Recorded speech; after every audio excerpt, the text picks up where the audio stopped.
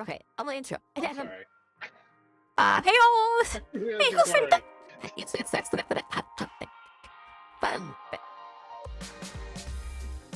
Keeping this one. Heyo Friendos! Heyo! Welcome to Parahumans 6, I think. Hive. No, the Hive. Tangle. With me, your host, Bewy Goldheart, and of course our ever illustrious, ever wonderful, ever beautiful Fallen from Glory. Those are 3 words I would not use to describe myself. Also, you gave me no warning that we were starting. Yeah, no, this is my bad. I was just like, oh, setting things up. Beep, boop, boop, boop, boop, boop, beep, boop, boop, boop, boop, boop, boop, boop. Oh, everything's ready. Click. And you're like, oh, so anyways, back in bad camp or whatever, and it's like, yeah, I was just filling air until you were like, until you let me know that we were ready to go. Nope, straight into it. Well, yes, oh well. air has been filled. Yes, we are here now. Cope and Steve. That's my attitude towards the last interlude on here.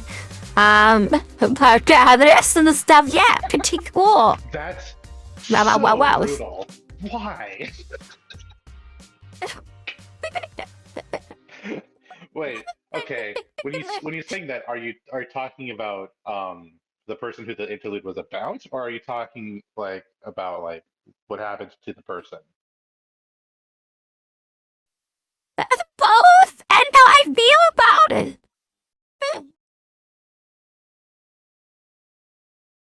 What?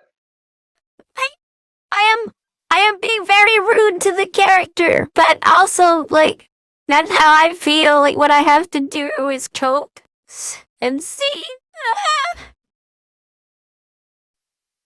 Anyways, stuff happens to some characters who I thought were gonna be here the whole way through the book.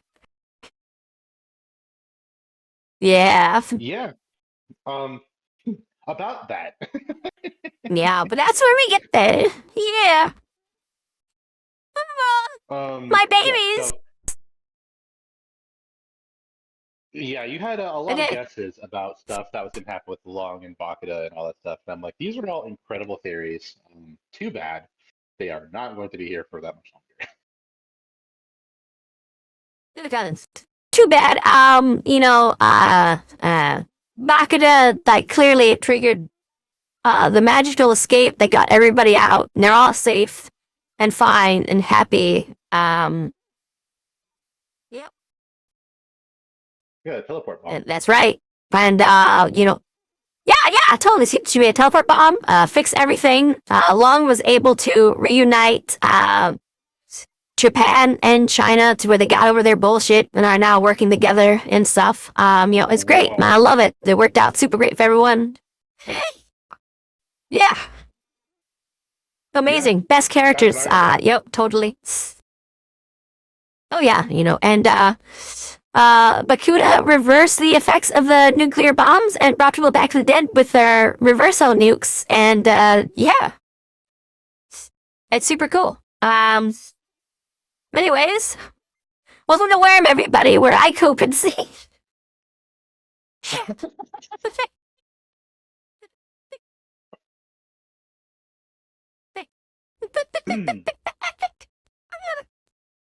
No, it wasn't that bad. It's not that bad.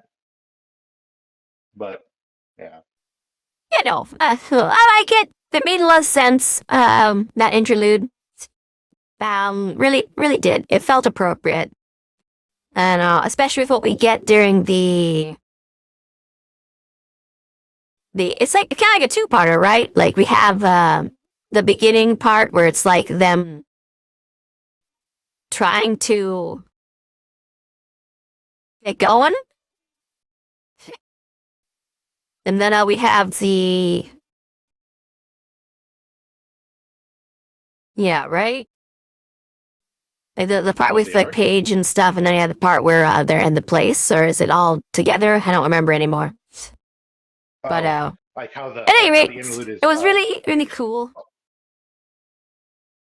Yeah, it's interesting. I really As you loved know. it. The whole thing was good.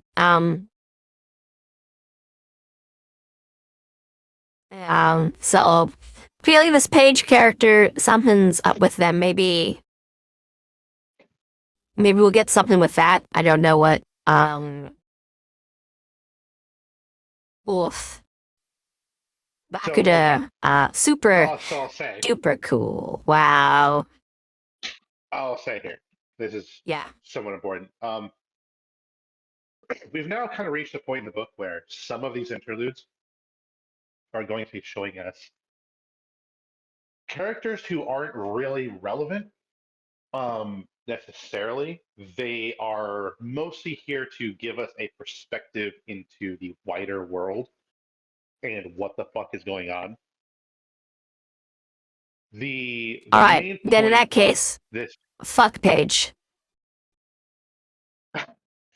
that's that's so mean. Okay, And so just leave it in. Tell me now, poor girl didn't deserve what she got. Like, no, not at all. um yeah, okay, so it's kind of the main point of the Vapid man. did When we nothing start, wrong. yeah, okay, okay, right. I don't know why we start all of these episodes talking about the interlude at the end, but um, so It's a the thing main now. I don't know idea why. was that it's masters are one of the least trusted parahumans, right? There's something honest about being able to blast someone with a laser or hit someone really hard or shrug off Yeah. bullets, right? But once you start Especially kind of like in controlling comparison to people, telling someone something. Yeah. yeah, it Yeah. gets a little bit Which more again would be the one that I would want. I would want that power and I would be very messed up with it. I know I would. But yeah. I understand why yeah. they're not trusted. It makes sense. Yeah, so basically like masters and strangers kind of like get funneled into this like we don't trust you Legal like this strangers as a category. category.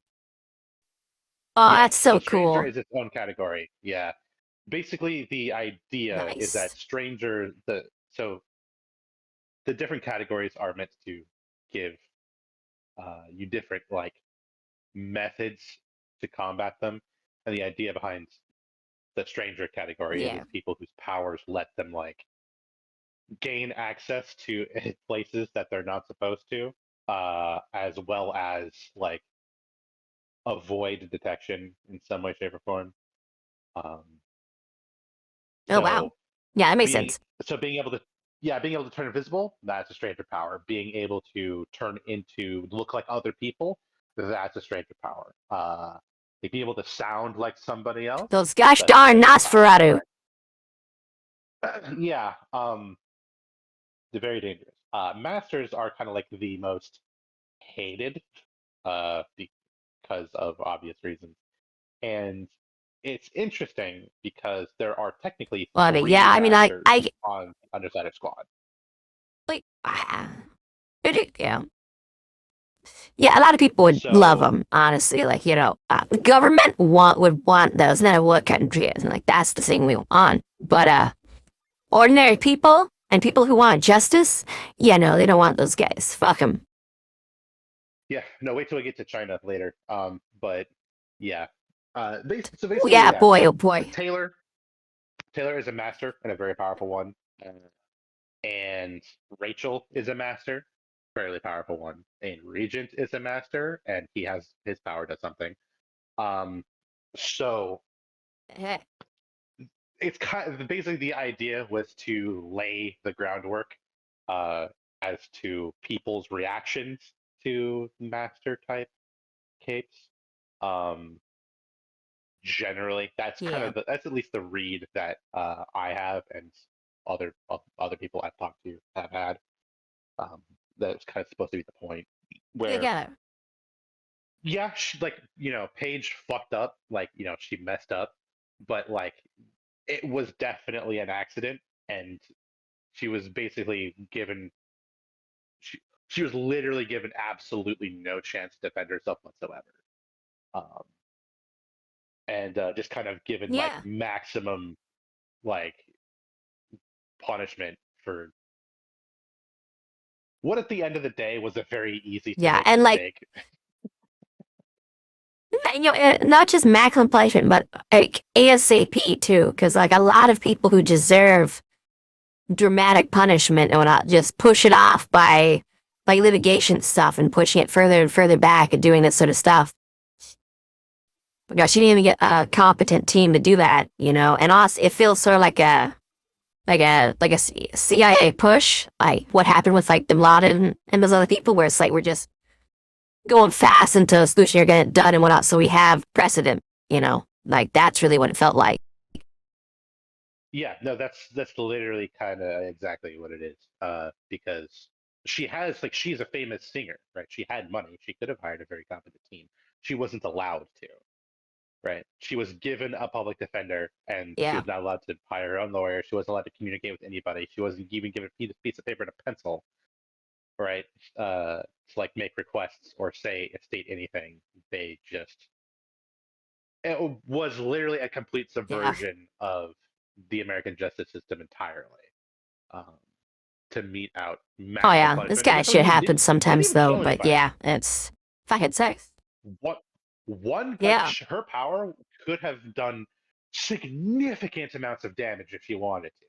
She accidentally hurt Well, yeah, one imagine her guy. on He wasn't stage even and then going, dead. kill yourself, like that would have been a potentially Yeah, global problem, you know? yeah, coulda. She didn't. Yeah, She told one guy to go fuck himself, and he exactly. ripped his dick off. And yeah, that He did sucks. it. But like, whoops. Yeah. That's his interpretation of Um, fuck yourself, you could have done it a different way, man. yeah, there were. I mean, yeah, He could have just went and, it's like, jerked to pictures of himself. There's lots of things he could have done. It's his fault. Well, yeah, you know. ha, So men. yeah, men. Misunderstanding women since So circa forever. it's a bit of an extreme example, but yeah, uh, yeah, not a great Yeah. situation for her. But we won't see her again for a very, Yeah. very, very long time. Mostly here to be an example as to how masters get treated. So yeah. And just And remember that then Taylor is a master, and she's officially rated somewhere in the middle right now. But later on, when people start to realize if I exactly how don't know. powerful she is, that will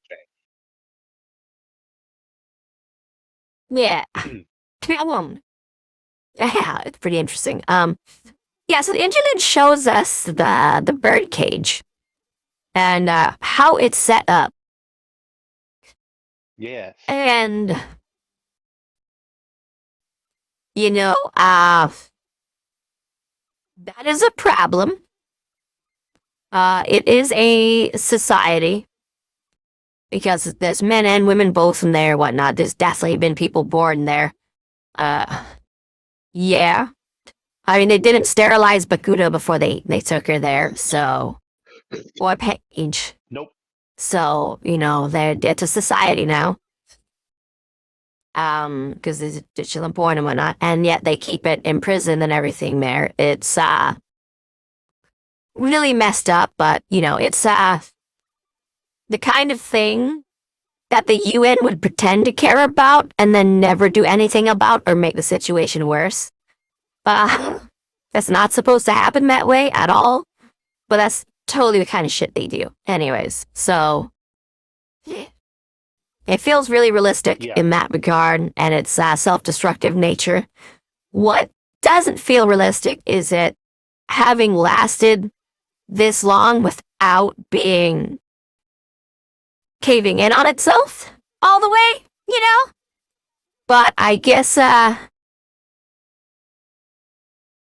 whoever was there early on was able to keep the game from getting too bad. Like, we don't know if everyone who's been there since the early game of it, but whoever the first few people were kept that shit in check, because so many people, there's so many like lungs and bakudas out there who'd have tried wackadoodle shit to try to get out and risk it all collapsing in on themselves, you know? Like, Yeah. it's been around for So, years now. That should have happened. It hasn't happened yet, so that says a lot about the people in charge in there. yeah. So a Woof. couple of things about the birdcage, because there's a lot of misinterpretations that get that bounce around. One thing, right, is you might have noticed that Dragon kind of operates everything. And I'm pretty sure this is the first time you're seeing / meeting Dragon for the first time. Yeah, it's really So interesting. There's Meat Dragon, and Lung is also there now. He's got Dragon. They could have fun with that. yes, yes, very very different interpretations of dragons. It was interesting. Yeah, this one's got a It's very person horde. reversed, right? Then this is something that made me that caught my attention when I was reading for the first time, was that like Long is like the Eastern word for dragon, right? And dragon is the Western word for dragon, obviously. And dragon herself utilizes the imagery of the classic Western dragon. And Long utilized the imagery of the classic Eastern dragon. But Long was a very like brutal, savage, uh, greedy person, right? And Dragon at least is considered to be a very wise, generous, helpful, uh, although very reclusive person, right? So you have almost a sort of like interesting reversal of the Western Well, versus Eastern. What I think is really interesting is the character Dragon comes off not as a typical Western dragon, but as an Arthurian Western dragon. Because in those tales, we have, for example, Merlin himself, who is a wizard, but also is the dragon who Arthur has to slay. You know, like, they're the same character. And Merlin states this at one point. And the fact of the matter is that when Arthur goes and slays the dragon, he also goes and slays Merlin. That's like Merlin's canonical death. You know, really interesting. And what exactly Merlin meant by that is up to interpretation, but we see that same sort of thing happen again with a few other, magic-wielding characters who are encountered in Arthurian legends, where they are helpful people, but at the same time, they state themselves as a dragon who's a threat, like killing people and doing all these horrible things. And then when that dragon has been defeated and stuff there, they say that they have died even though they're still around. That is when they will eventually die, or when they have died in the past. Which is really interesting. So, this character of Dragon has, like, both of these elements together, where they're like this nice, helpful wizard, but they're also this horrible monster dragon with a horde of people that they've got locked up who are killing each other and dying under its command in this horrible place. So it really brings in these elements that aren't typically associated with the West, but are present in very specific stories that are usually of the East. Whereas, Lung himself, he's very much the aggro dragon we think of with the West.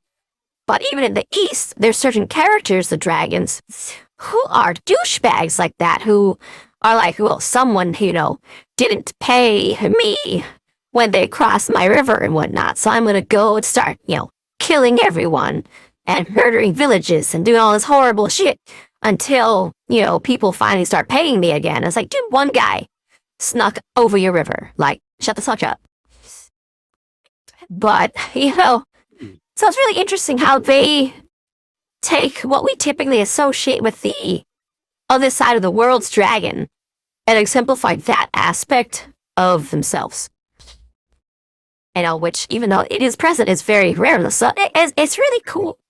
There's so much interculturalism with these two characters. And what makes Lung especially interesting to me is that, hey, we find out a few things in this chapter about him as a person, and like with what's happened to him. So it helps fill in a lot of the gaps. But anyways, yeah, that's all I really had to say on the subject of what kind of dragons they represent and look like and stuff, because you got the rest of what's there. Yeah, so in the effort of dispelling misassumptions here, the dragon did not build the birdcage. And in fact, okay, the good. birdcage has been around That's interesting. longer than dragon has been a cave. She took it over at some point. So she just operates the place.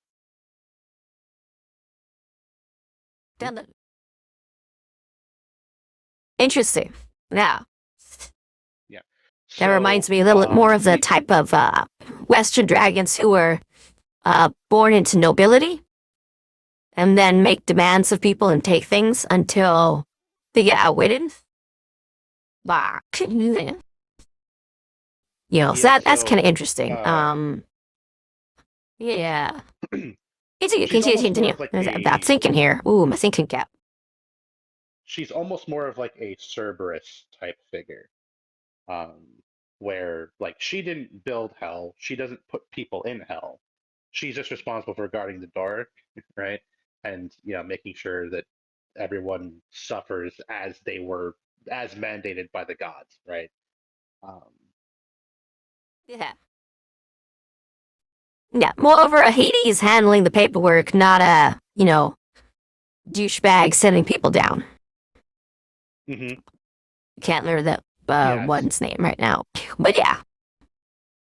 Yas clean. When she the way she interacts with the en route prisoners, especially Paige herself, where she's like, yeah, I don't agree with anything that those guys said or did at all, but there's really nothing I can do about it.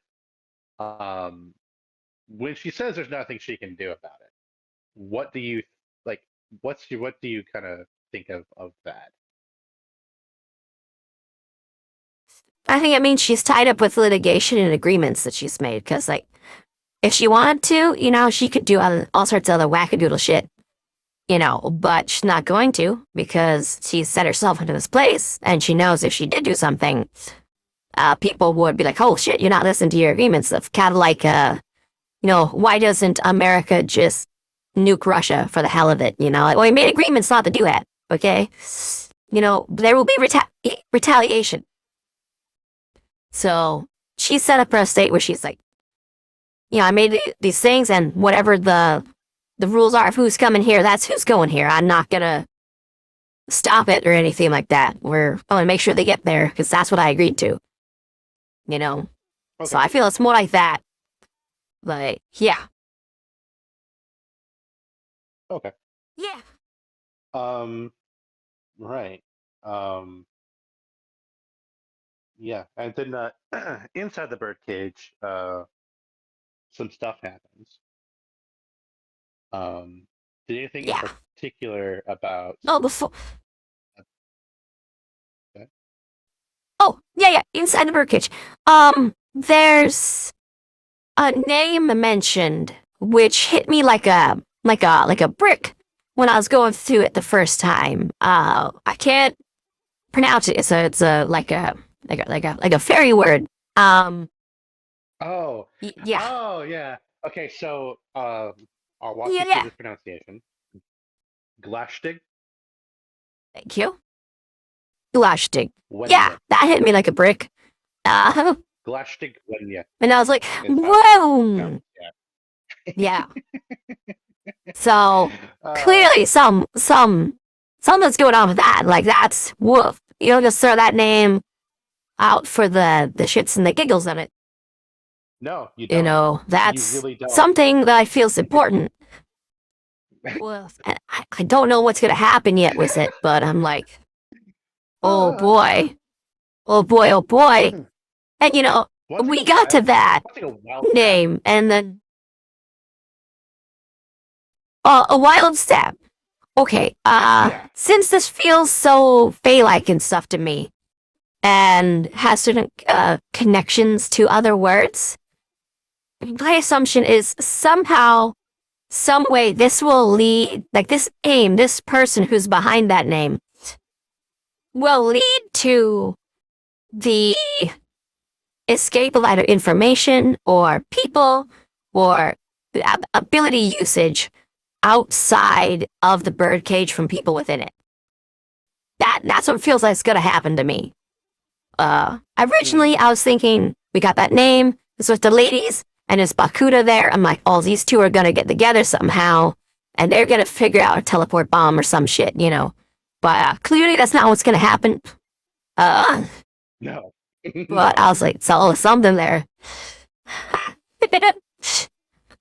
So that one's hit me really interestingly, and I'm so excited to find out what exactly it is. Like,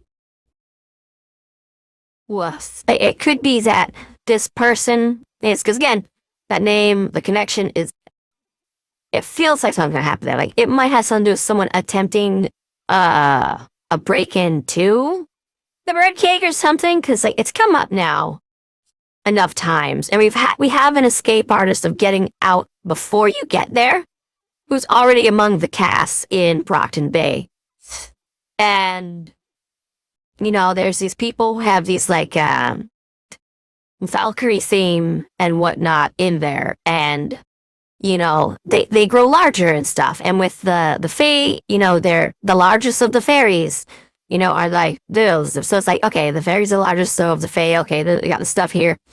So I'm making some interesting potential connections, and I'm like, there's a bunch of ways this could go right now, and I don't know what it'll be, but I'm super duper excited for it. I'm like, please let there be something with this, because you don't do that for nothing. There's gotta be something. And okay. I don't know what it is. I don't know what they do yet, even, That is an absolutely massive Chekhov's gun that's been placed on the wall. it will come into play later. So yeah.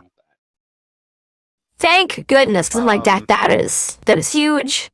That's like saying Titania, they're in the middle of nowhere. It's like, we've gotta come up. This is gonna be a thing. Like, yeah, you don't brought that for nothing. Yeah, no, this is it's something. It definitely won't come into play for a while, but do keep this character in the back of your mind, because they are, in my opinion, yeah, one of the most fascinating characters that we see throughout the entire course of the story. Just in terms of so it's interesting that she brought up the like escape, like the outpouring of like information, because by the time we get later in the book, there will be a whole lot of like, how does this work? Why does this work? How is this related to that? Blah blah blah blah blah blah blah. And there's one particular person who has all the answers to those questions. Yeah, so she'll be important later. That's for sure. That's so exciting. Like, I was so glad I noticed that with everything else going on, because I'm like, Bakuda's here, Lung is here, I'm excited, like, we're doing stuff with them, yay. And then how it ends with them is kind of sad, but I get it. And with Lung, and going his whole thing here, with what we can see here, if Bakuda's words ring true, because she called him a eunuch and stuff during the transport pipe, to rile him up and everything, but she used that term on him, so I don't believe he regrew any of his stuff that Taylor took, say it that way, which makes a lot more sense for why he acted the way he did in the fight between Taylor and him. Like that makes sense now. Yeah. But I think after that, he got depressed, duh. But two, I think he got to the point where he's considering himself dead. So if he's not killed, he's going to act like a living being, just enough to exist, to like muddle through.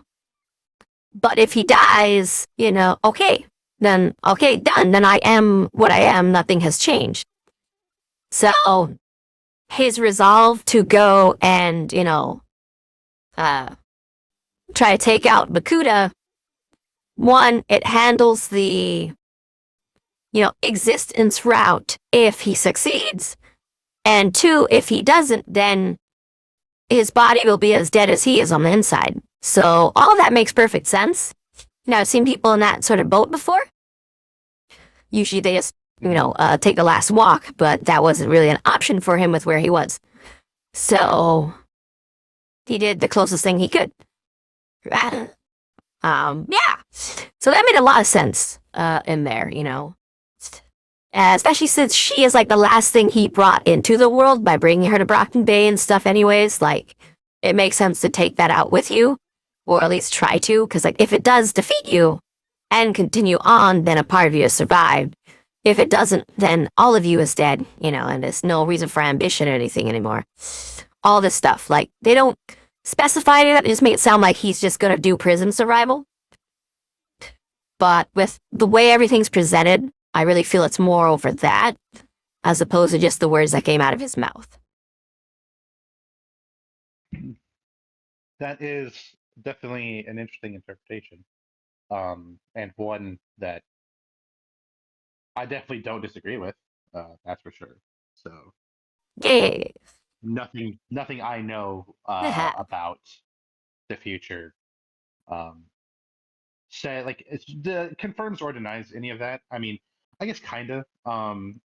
It kind like maybe a little bit confirms it. Based on behaviors of certain characters later on down the line, but yeah, no, that all makes a lot of sense, I think. Sure. And of course, we got to see a little bit more of Bakuda trying to do things and stuff, and making the best out of a horrible situation. With and even her like final, even her final act there is still her, making the best of it. At least she's gonna use this tool and activate these defenses and see how it goes. Like, she's still experimenting, doing the thing that she does, even unto the end. So that's really her coded, and that's pretty cool. I dig it for her. Mm-hmm. Yeah. Although sad to see these characters go, or apparently go, at this point, because I really wanted to see them at the end game, like, but I'll tell you, it is what it is, and it's a good arc. You won't miss them. There's gonna be oh wow, I'll be over here like, man, if only Lung were here. So one more thing I wanted to mention about the birdcage that I find particularly interesting.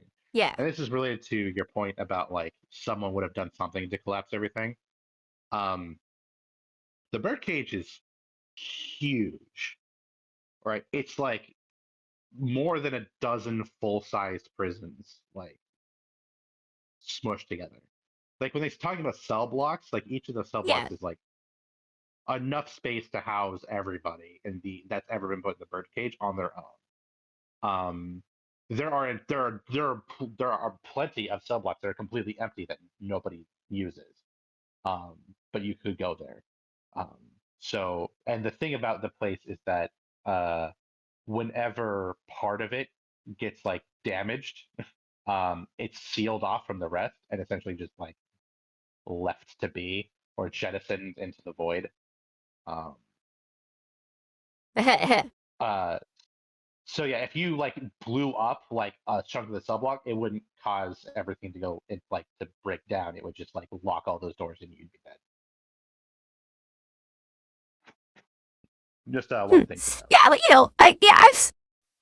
I've seen enough people who are in prison, and the things they do to try to do things, you know, especially if they don't think they have anything left, man, is wackadoodle. Like, you know, people have turned pieces of the wall into shivs, says they just wanted to go stab somebody so much, or even like turn their like own teeth and stuff into it. So there's got to be mofos who are like, I'm gonna start blowing up each bit of this thing, you know, are causing a reaction inside of a room that makes it seal up while not being in the room, and do that to get a bunch of rooms and stuff there. Try to take them all out. But because I know that kind of behavior would happen, what it says is that the people who are in charge of this place or who have taken positions of power have the ability and the means to ensure those people don't succeed on their bullshit. So, yeah, it really says a lot about the people who've become the, you know, like caretakers of this horrible place on the inside, you know. Mm-hmm. It's also to be noted that Dragon is very good at what she does. And she is monitoring every single room all the time. She also controls exactly what materials make it inside the birdcage and keeps an eye on everything. So if you tried to do that, she would be able to, she presumably catch you and just seal off your room and deprive you of oxygen. Yeah, it's open. But, yeah, I said, I've seen so much stuff with them. Like, you'll have the FBI in a prison and people will be managing to send, like, physical messages from one person in solitary confinement to another and everything. And while there's those people in there on top of the current, like, police force who are there and, like, the wardens and stuff. So, you know, the level of creativity to do wackadoodle stuff is really interesting. But what it also means is the ability of those who are in their self-policing are capable of handling the BS that would get around Dragon. Whereas, you know, it also says that Dragon is doing a good job too. So that has a lot about everyone at play there. And it's really, really interesting. I can't say much yet. We only have that bit about it. But with what we've seen, you know, we could play like a D&D campaign in the birdcage and have a great time and really get to explain a bunch of stuff if we wanted to. Like, it's an interesting place.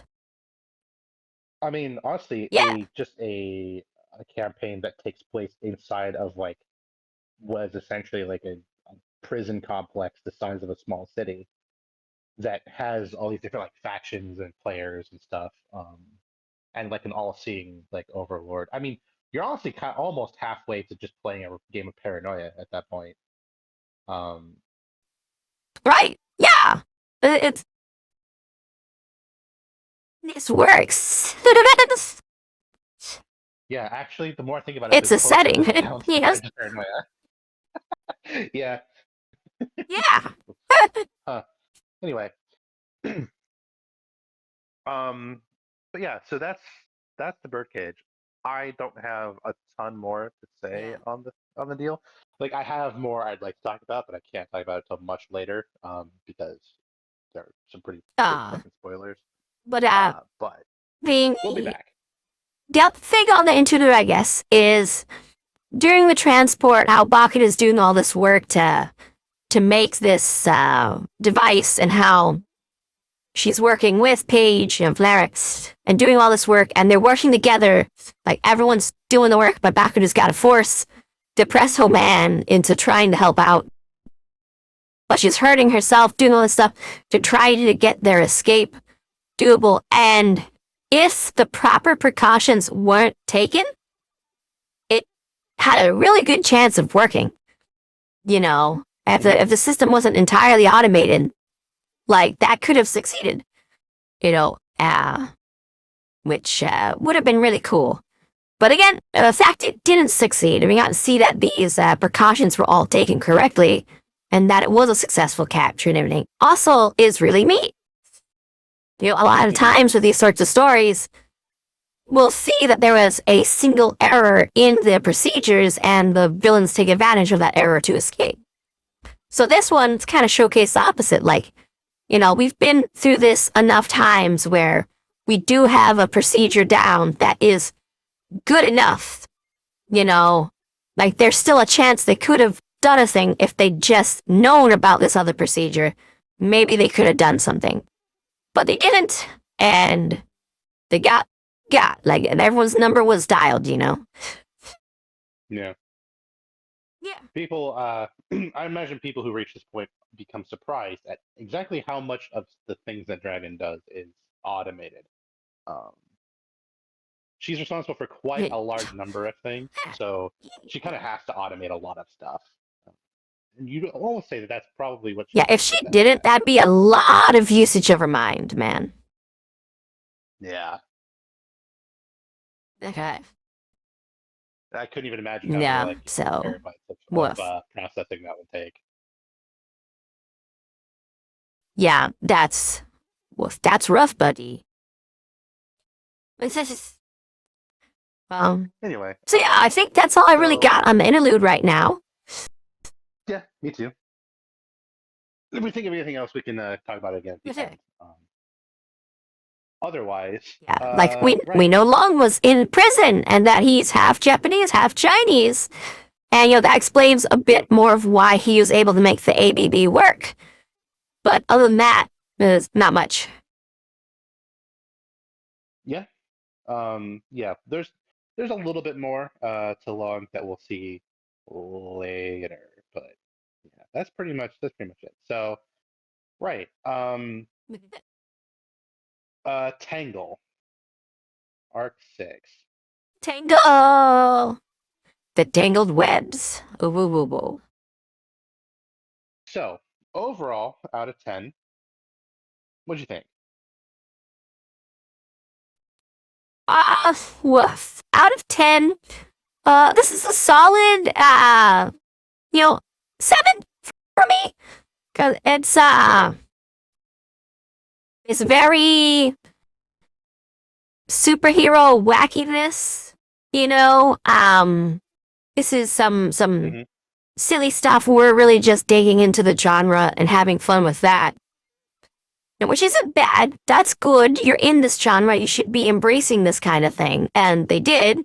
And in a way that I felt was really, fun, entertaining, and logical enough within the context of the story to work. Yeah. Yeah. Yeah. Yeah, that's... yeah. I'm glad we learned a bunch of cool secrets, finally. Yay. And got to see a bunch of things in action. So, whoa. Yeah, I tend to look back on these arcs with a fond appreciation, thinking to myself, like, how silly and goofy some of these like scenes were, especially the action scenes. And then remembering everything that comes that is about that, like, just remembering that things change at some point. So to start with, we meet Brian's sister. Yeah! It's not Sophia. So, I was very much surprised by that. But no. Also, the social worker who was there. Like, I kind of dig her. She was pretty cool. She seemed like a social worker who has been through the ringer, and is ensuring she's not gonna get thrown under the bus again. So, I can respect that. Yeah, mouse. Yeah, seems like a half-decent, competent social worker that cares a little bit about what they're doing. It's incredible how much of a difference that can make. Yeah, woof, right? Yeah, I've only seen like two kinds of social workers who are worth their salt. And there's this kind, and there's the kind who seem like loosey-goosey, but like relate to the young mind really well. And so they're able to put together these aspects of what's going on that other people, might not be able to. And that's really it. So, yeah. Oh, wait, we should mention her name before we, do anything else. Aisha, who, Taylor has done everything in her power, not to gay thirst over.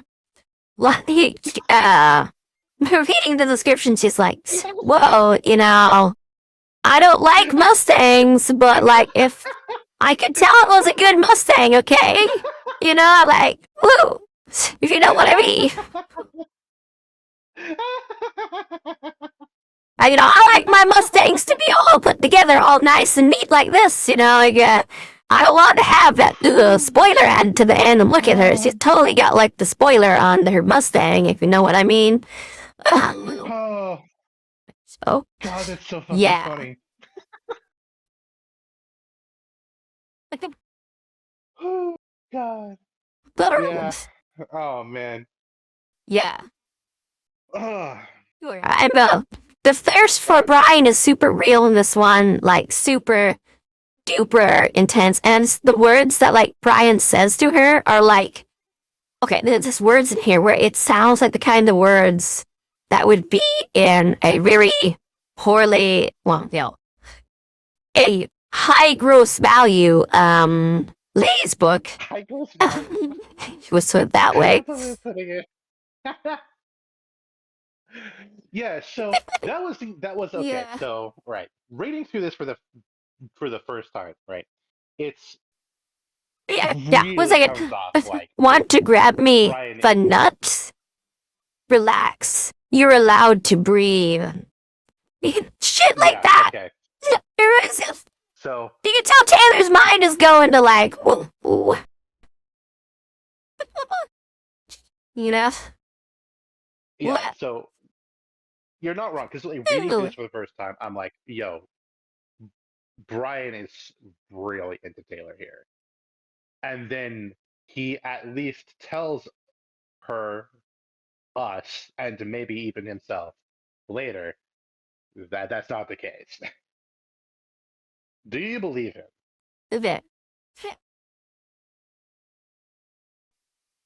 I think that Brian. Okay, so this sounds so frickin' stereotypical, whatever, but I don't care.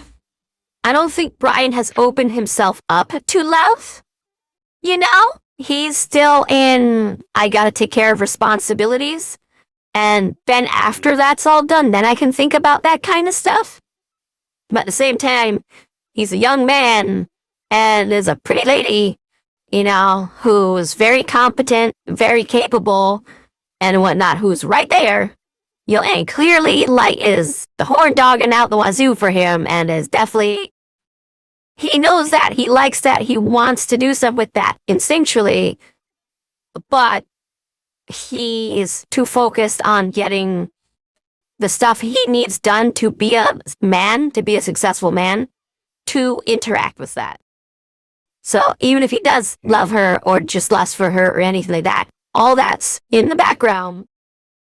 Taking care of his sister, setting things up for that, getting her away from his mom, and all that other stuff is the precedent here. And like accomplishing what he's there for comes first. Then he can think about that stuff and process it. It is not process. He just says no right now.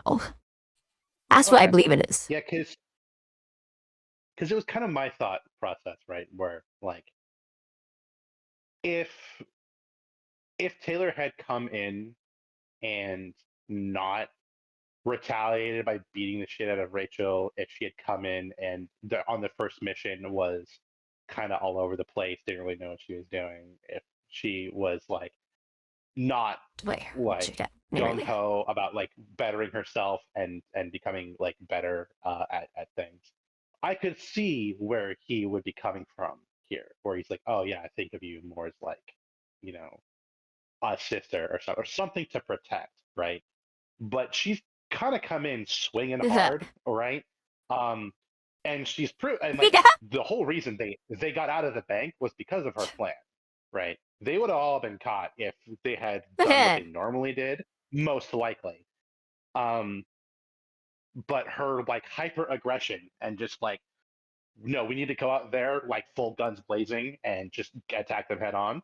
That was like that got them like, she took charge, she made a call, and everyone listened, and it went great.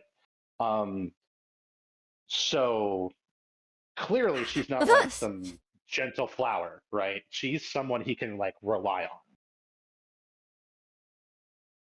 Yeah. If he was to be in an actual meaningful relationship with someone instead of just the same kind he's been in, it'd be someone like Taylor, who can handle their salt and, gets shit done.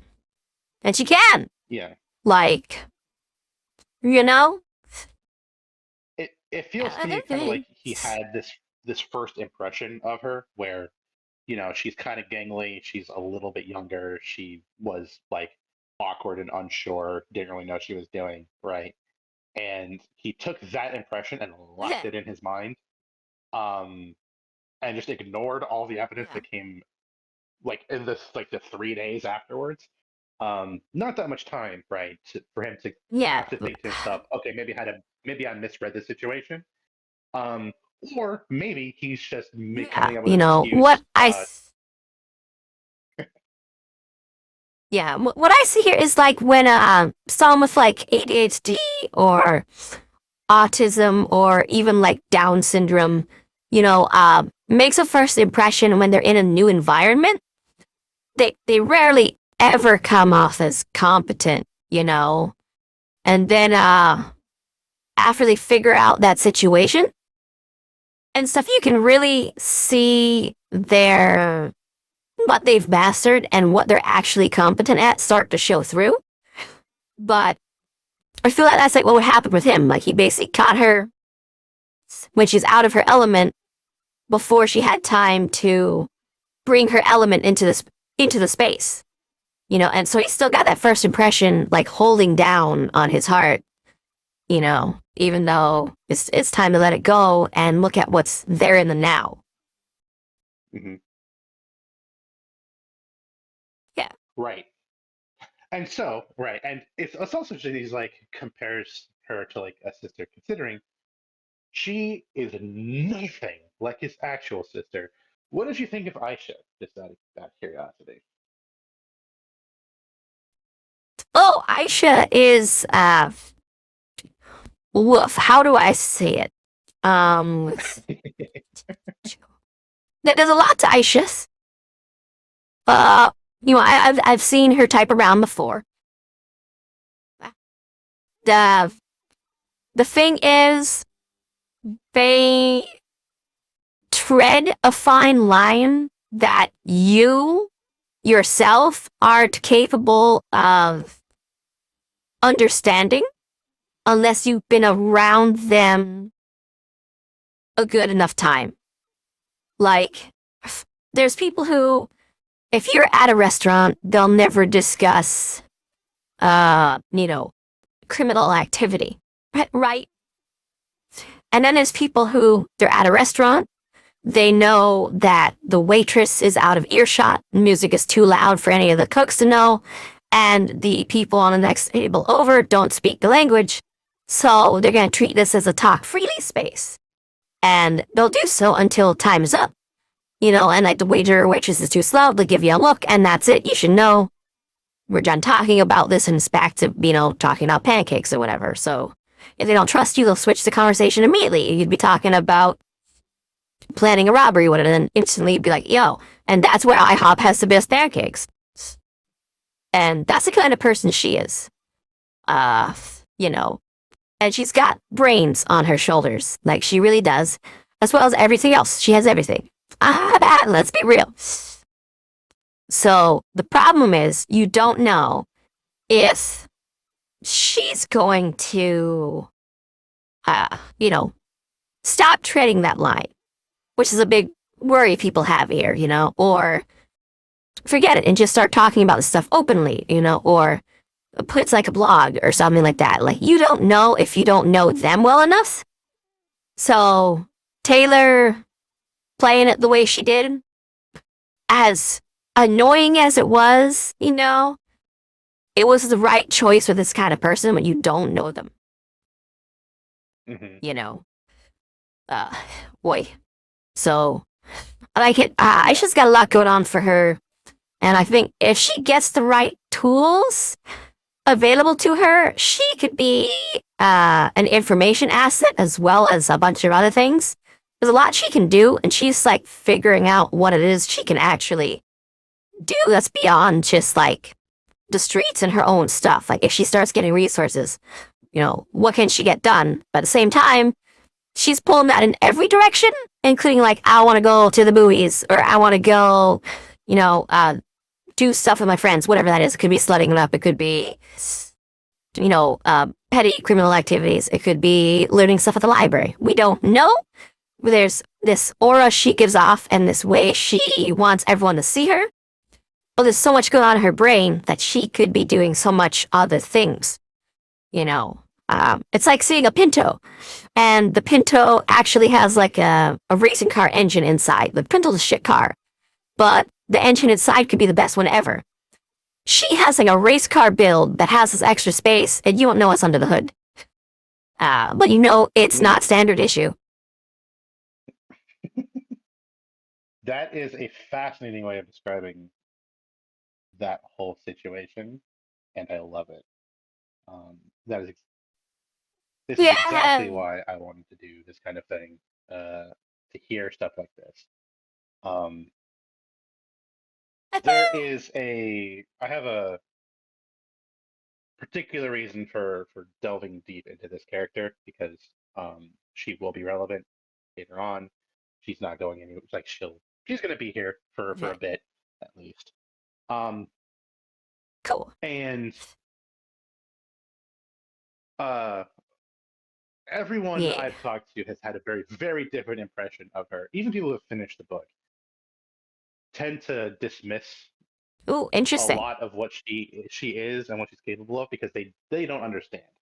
And they don't really get it. They just see her attitude, right, and like the way she chooses to present herself and the way she talks and thinks, and make assumptions, right? And those are the assumptions she wants you to make. Yeah. She wants you to underestimate her, right? Yeah, please, they haven't met someone like this and then taken the time to understand them personally. So that's on them. Mm-hmm. And I don't remember if it's mentioned here specifically, but she's been having a lot of trouble in school, right? Where her grades aren't the best. Her ability to interact with other kids isn't the best, right? And that's supposed to kind of like feed into this image of like someone of below average intelligence who is like a bit antisocial. But dude, everyone I know who's really intelligent is like that. The only thing they do great on is tests. And the other stuff sort of falls to the wayside because they're like, I don't want to waste time on doing your fucking homework when I could be studying things I'm actually going to use. So, yeah. It gives that look. But at the same time, if you're able to delve deeper. Yeah, that was always kind of my read on this character, was that she has a scary level of intelligence paired with a concerningly low amount of impulse control. That has always been kind of my read. And apparently low impulse control, because my view is that she might know how to tread that line. She might not, and that's what makes her scary for someone like Taylor, is you don't know that part. Yeah, I have the benefit of foresight, so you do. Try to twist your view of her because of stuff that I know that happens later, but yeah, you'll see what I mean, and we'll see if you have the same opinions that I do when we get to those parts. I have no problem with the way she sets herself up to look, other than there's not really clear space for pockets. Like her outfit combined with a good coat would be absolutely fine. It's not bad. It's like Taylor's like, it's trashy, but I'm like, it's fine. It's just a certain style that you don't like, that a lot of people look at as trashy, but yeah, the way I've seen that kind of outfit before. It works. Yeah, it's like punk. right? She's dressed like a punk, right? And Taylor, being like a lower middle class white girl, doesn't really know that much about that style. Not just like that fashion style, Or but that like respect it, you know, lifestyle. because yeah, because for her, that stuff is, you know, if you're that, then you're lower than what you already are, is how she would look at it. So, you know, she's looking at things in a scaling grade of like trying to catch up with the Joneses while being at the bottom of the Jones tier. And if you purposefully go outside of that range, well, then clearly you're trash. What the heck are you doing? And you can tell there's a bit of that mindset there, but there's also the hidden jealousy of like, damn, his sister's so freaking hot that like there's no way I can compete with his sister.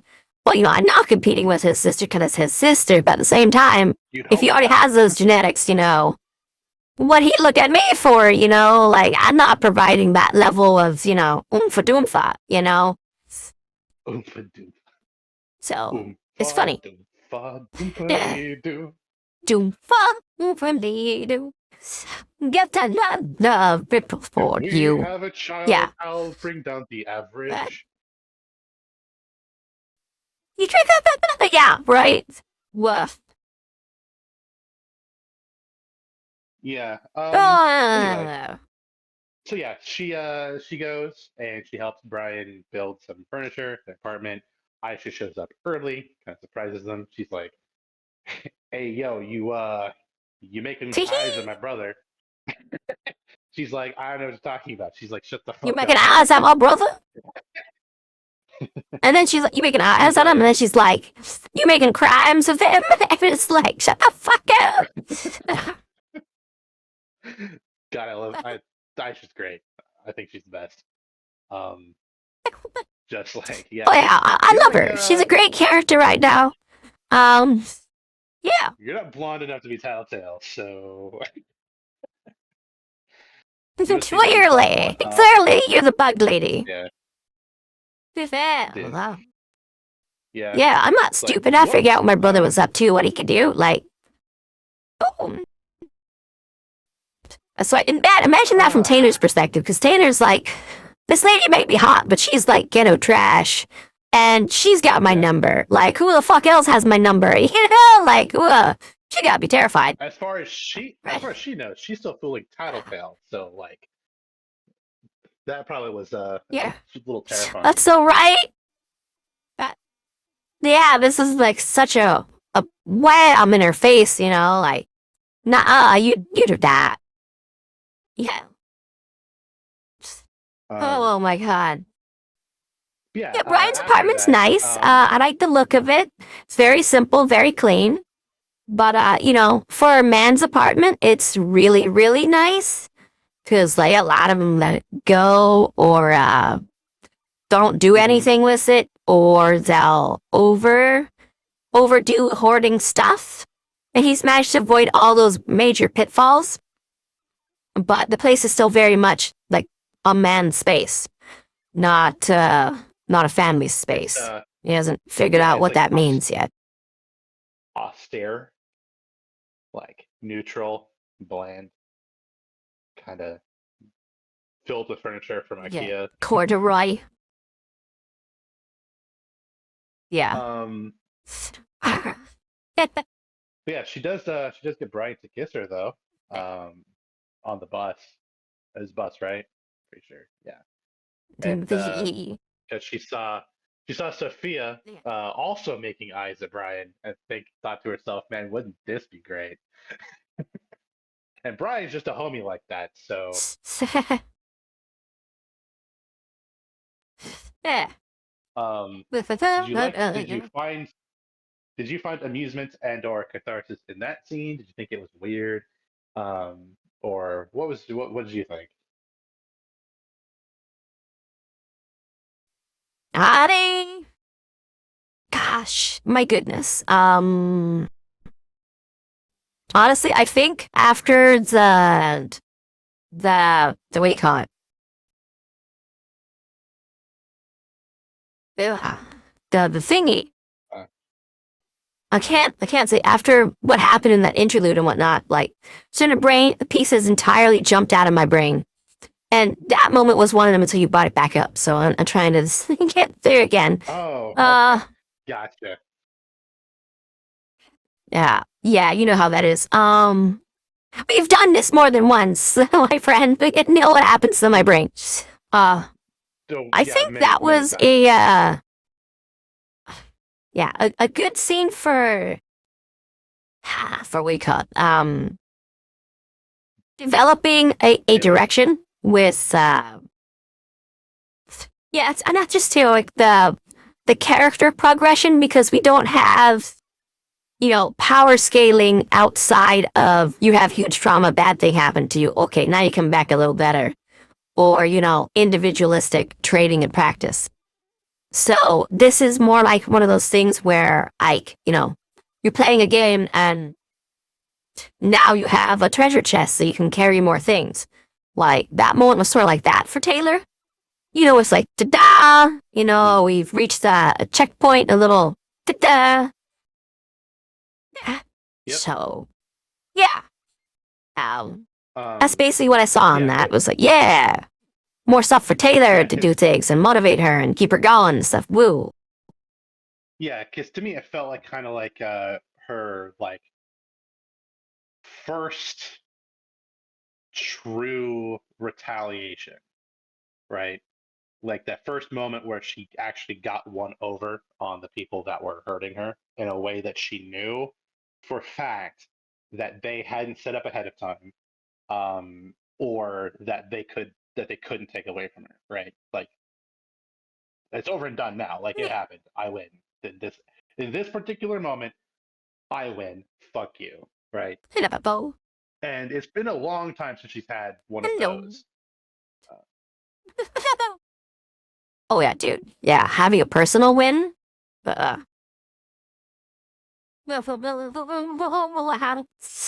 Yeah. Oh, I love the part with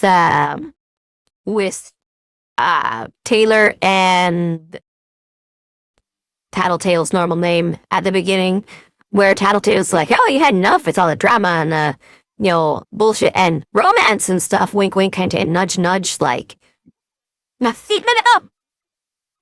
Taylor's like, "Stop." Yeah. I don't know what you're talking about. She's like, yeah, she did. Shut up. Yeah. Yeah. Sit the fuck out. The fuck up and Yeah, wear a Lisa's, coat that shows your freaking belly button. Oh, yeah, Lisa's a little gremlin like that. oh yeah, she's a gremel grem. Uh, uh, yeah, it's good. It's good. Right. Let's see here. So there's the apartment. There's against the pie. There's the kiss. What else happened in this chapter before? Well, You know. I'm pretty sure the big thing kind of happens pretty soon after that. And Oh yeah. Wait. One second. The start of The capture of like Lung and Bakuda is like something that's just like, got done on the TV. Like it got done, and there's some cool people involved. We had the badass team up happen that we all wanted to see, but we didn't get to see it happen. We just got told it happened. Where the clock blocker and the girl who modifies space. Vista, yeah. Yes, those two worked together and did some badass shit. And I was like, man, I wish I got to see that. But at the same time, like, I'm just glad it happened. Woof.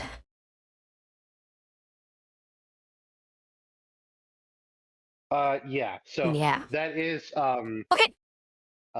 yeah. That did also happen. I also forgot about that. The heck? Right. Yeah. Right. Yeah. Baca was like, I'm gonna blow up the whole fucking city, and Clock Blocker and Vista managed to Super stop that. bomb mode. Yeehaw. Yeah. Yeah. Which honestly, that's the team I would have chosen for that specific mission. Like, good choice.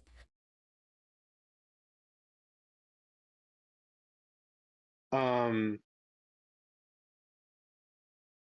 right. Yeah. So then, pretty much right after that, we get the lowdown from Lisa, who's like, "Hey, we have another job if everyone's interested." Um, and they're like, "What's the job?" I And thought she's we've like, had "We're it gonna since go the jump beginning here, through." since this whole thing happened.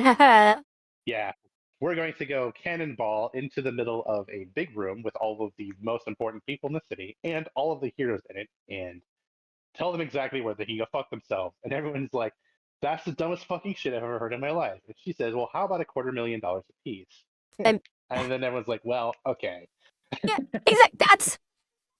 That's exactly it, right? Like, I would never in a million years do that, but nah, you're fucking stupid as hell. I ain't doing that shit. You know, like, I don't think I could convince Hmm. anyone who I've ever worked with or known and stuff to do that. Unless there was $250,000 or more on the table. It's like being like, yo, we're going to the Yeah. policeman's, gala, and we're gonna, jump in the middle of the mall, start, like, shooting up the place, and then, throw blankets over all of And then them, hit them book with it. pies in the face, and run out of there like nothing happened. Like, I ain't doing that for less than enough to retire off of. Like, uh-uh. Hmm. Yeah, Yeah. that's just So yeah, insane. basically everybody says absolutely not, and then she says how much money is on the table, and then even some people were like, mm, I still don't I know, don't right? think so. Uh, Man, like, that's tough. yeah, but So, yeah, I don't know. If I had again, enough money to retire already, I'd have said, nah, y'all get do it yourselves. How about? But yeah, in my current luckily Lisa's situation, there yeah, to I'd do. do it. You know? Yeah, yeah, absolutely. Luckily, Lisa's there to do Lisa things and make sure that the plot continues and convince everyone to go along with it. Um, then we have one of the most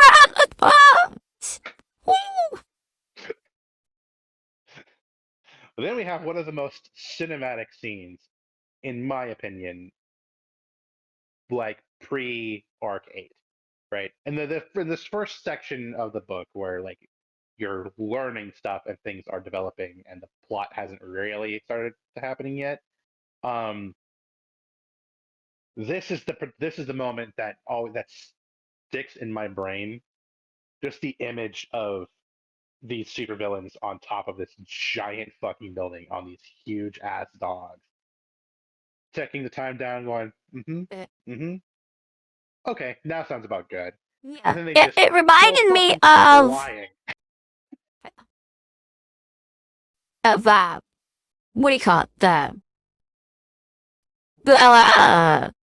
Into the Spider-Verse films and like the leap of faith scene, and everything there were like all this stuff lines up just right and everything, and it felt like that kind of cinematic experience in book form, and I liked that a lot.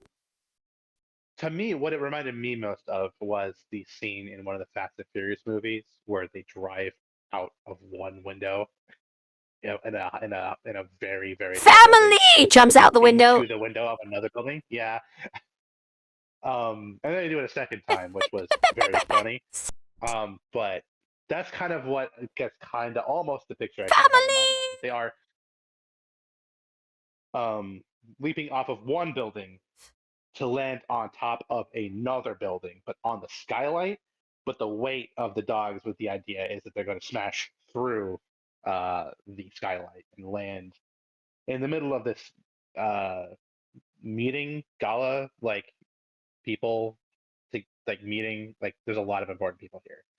It's like a little party, like one of those fancy parties that Yeah. nobody really likes.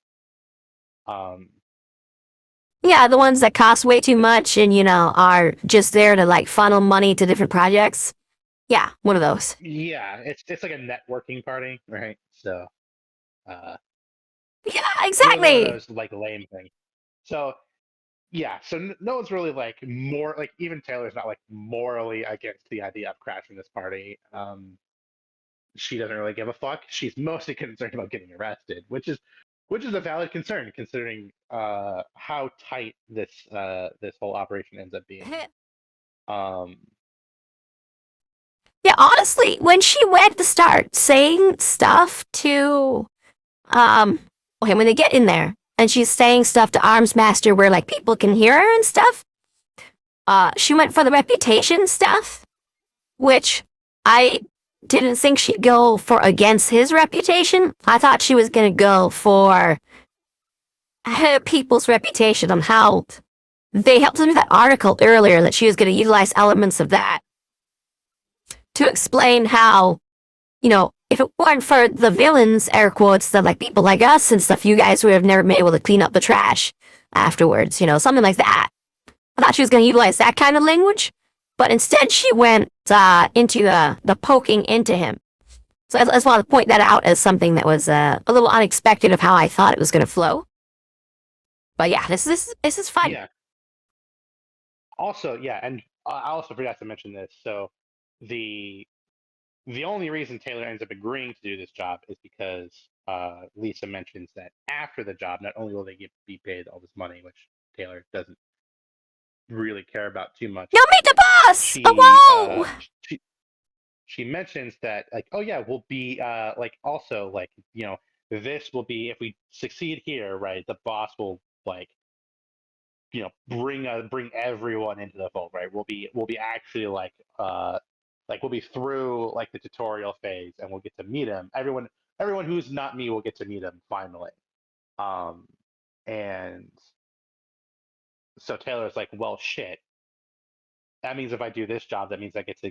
This is why I'm here. I have to do it. Yeah. Well, all right. I guess I'm in it, right? So, and also, this is an interesting thing to note. Even with the money on the table, Rachel was like, absolutely the fuck not, right? But as soon as Taylor switches her vote and goes, yeah, right? I'm in, Yeah. Rachel looks at her and goes, well, if this pussy's in, I guess I'm in. Fuck that. Yeah, exactly. And it's really interesting because it's not just like if this pussy's in, I'm in. It's like if this fucking idiot if this weakling is in, I'm in. But it also had a shade of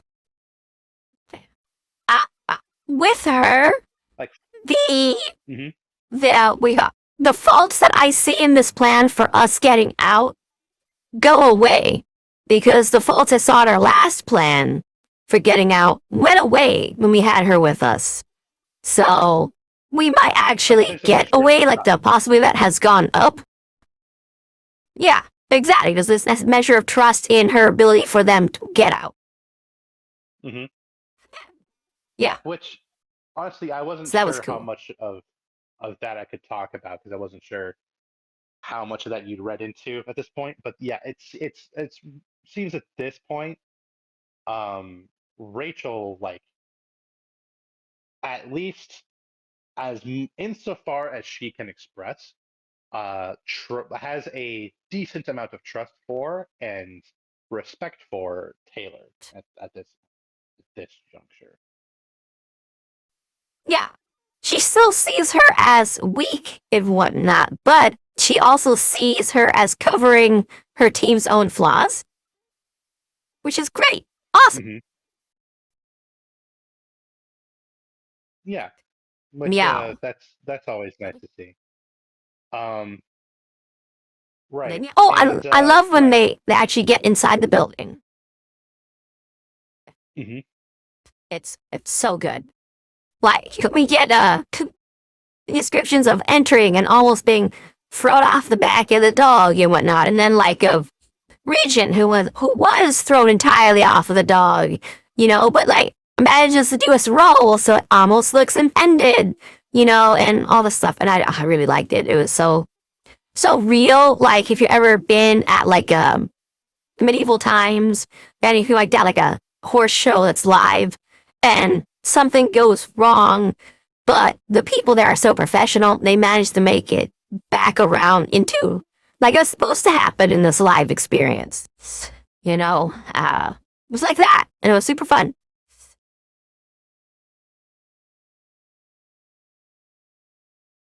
Yes. So,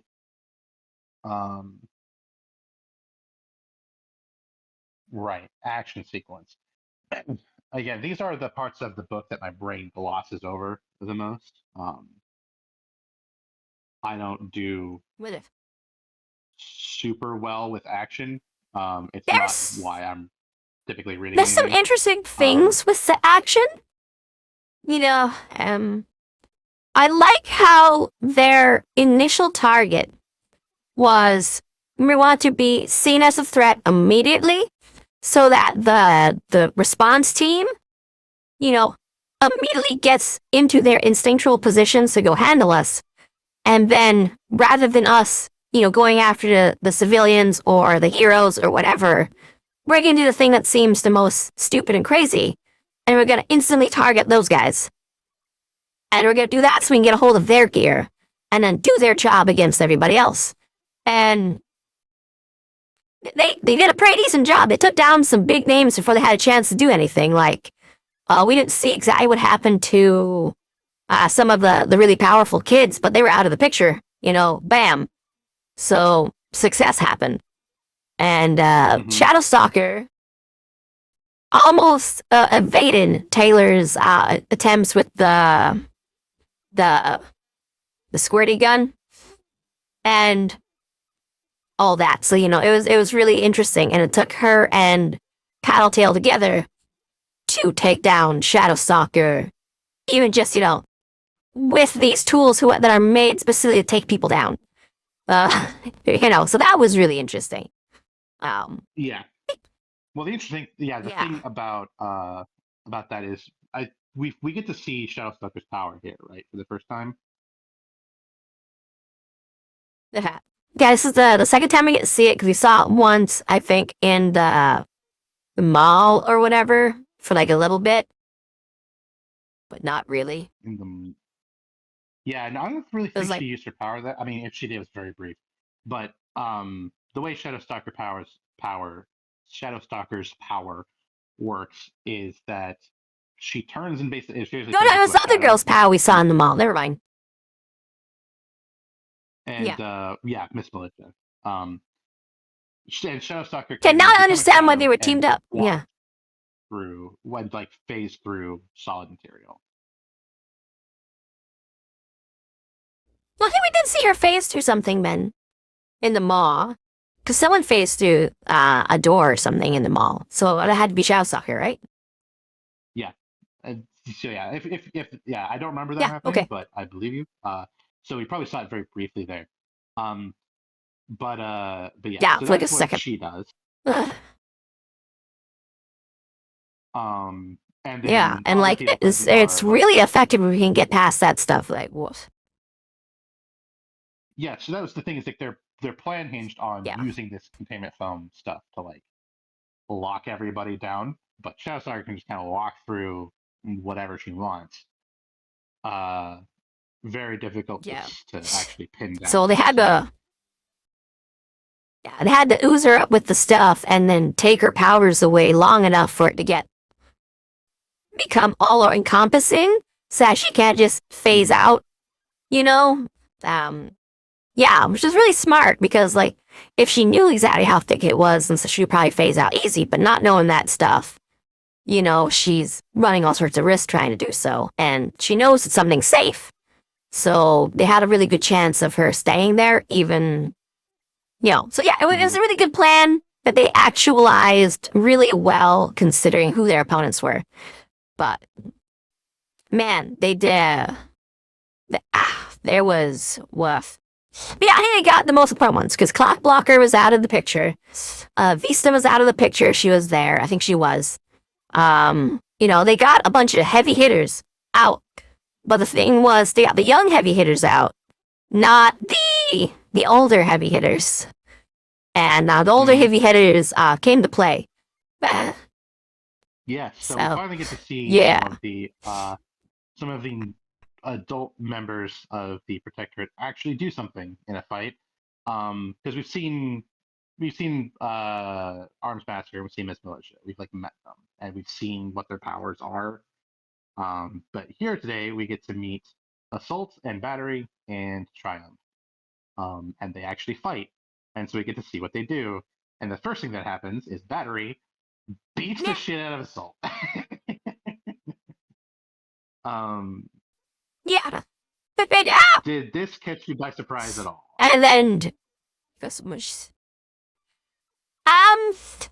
how do I say it? Not quite. Like, it wasn't exactly what I was expecting to happen, but it was in the realm of expectation. And I was like, oh, okay, cool. And then the way it was utilized from there was very interesting. It almost became like a speedster battle. Like a mix between like Fire and Stone, like Shang-Chi, and like a speedster. It was really interesting and not how I thought this was gonna go. But it was super neat. It was super duper neat and unexpected. So like the way the actual using of that stuff went. So that was cool. Yeah, a very brief explanation. Battery can stand. Oh, Glory Girl was there too and got hosed down in the beginning. Yeah, she was there, but she didn't like the other kid heroes. They didn't really do anything. They got hosed immediately. Yeah. Oh yeah. So Battery can stand still. Get hosed, literally. And as she does, she'll build up like an electrical charge, which you can like see. Then she can, based on the amount of time she was standing still, she can move really fast, be super tough, and be super strong. So all at the same time, but only for a very short burst, right? She stands still for like 5 or 6 seconds. She can move super fast for like 1. And during that time, she can get a lot done. And one of the things she does is she fucking decks Assault, because Assault's power is kinetic redirection. So any kinetic force, like a Black Panther suit, man. Like pull up. Yeah, it's kind of like that, except that he has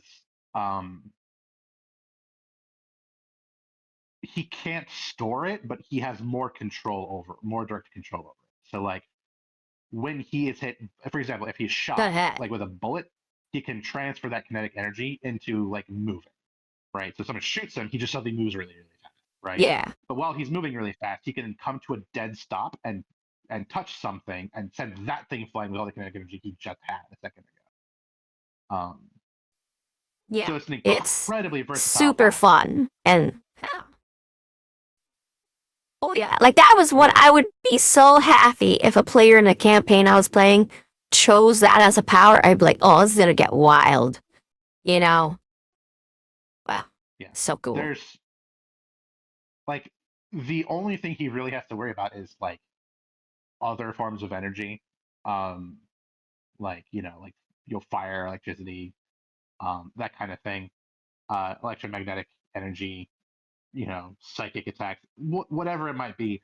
But as long as the threat is physical and he is aware of it, there's pretty much nothing that can actually like hurt him.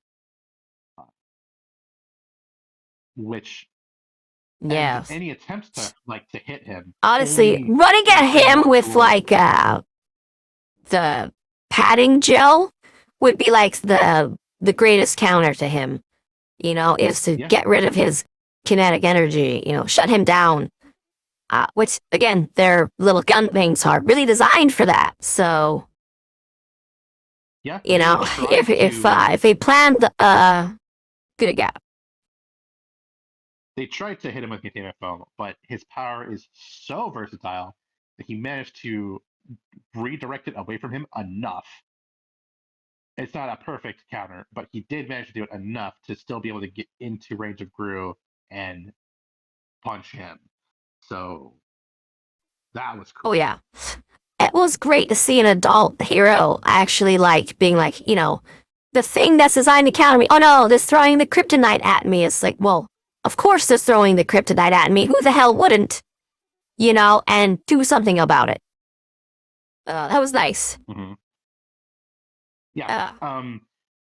The containment film is kind of like the PRT's stuff. So you'd hopefully assume that Assault has had enough time to train in or around it, and had enough examples of it available to know how to deal with it when it's coming his way. Yeah, well, as he did. I get that. Awesome. Yeah. Oh man, Um, that was good. That was good. A lot of the fighting here was really interesting, and there is something I really specifically noticed in here was that the bugs and the dogs, in combination with Brew's ability, don't stop functioning. You know, like the dogs don't start to get smaller or shake the stuff off, and the bugs don't suddenly become loosey-goosey. So I don't know if there's a method of control for Gru to try to more hone in on that type of thing with his abilities, if he knows what he's doing and do, or if it's just not one of the kinds of things his stuff messes with. You know, so that was really interesting to note, and makes it so when you do encounter, say, an enemy controller of a type here, how strategizing around them with this team would have to be. So that was really cool to have direct notice of 100% this is how this is working in a situation. Not, well, it could be within the shadow, could be outside of it. You know, we can't say that anymore with the way this fight went down. Like, we know for sure the bugs work inside there, and the dogs 100% work inside there. They're not getting smaller or nothing. So, yeah. I think at this point we're supposed to be able to tell, right, that Gru's power doesn't do anything against other people's powers specifically, unless it's something that his like cloud already stops. Like it stops light, right? So you'd assume it probably has some effect against light-based powers, but it doesn't interact with powers directly. Not in that sort of fashion. Yeah, maybe like the sensory bits behind them, but if you still have enough of that to function yourself, your ability thing can function. Yeah, it's really neat. So, yeah. And it was mentioned earlier that apparently his power fucks with Shadow Stalkers, which might be another reason why they were able to and radiation hold her down the containment foam. Yeah. Yeah. Well, I mean, yeah, that would be a big reason, because like if she gets encased in it and then you put that over her, she doesn't know where it ends. So if she stops billowing or smoking in there, she could have part of her body inside the foam or something, you know, and that could potentially have all sorts of weird problems. So getting her covered in that stuff while she's getting covered was an important part of making sure she stays down. Yeah. Mm-hmm. So. Right. Also, Triumph. He yells really loud. That's pretty much it. Yes, he does. Dude's here. Poor guy. Yeah, he's also, there. Dauntless was here. He's their Black Canary. Not until out of the building. Then we got to see Dauntless do some shit. Yeah. Okay. So we'll get to him here in a minute. But here inside, Arms Master shows up and starts wrecking shop, and then Miss Militia shows up and she's caught Regent at some point. Whoops. Oh yeah. The way I pictured it was like that. There's like a school theater stage over there type of thing, basically, and that's where she has him caught at. That's how my brain pictured it and set it up with. You know? Yeah. I mean, I just raised our hand. Yeah. Makes sense. Oh.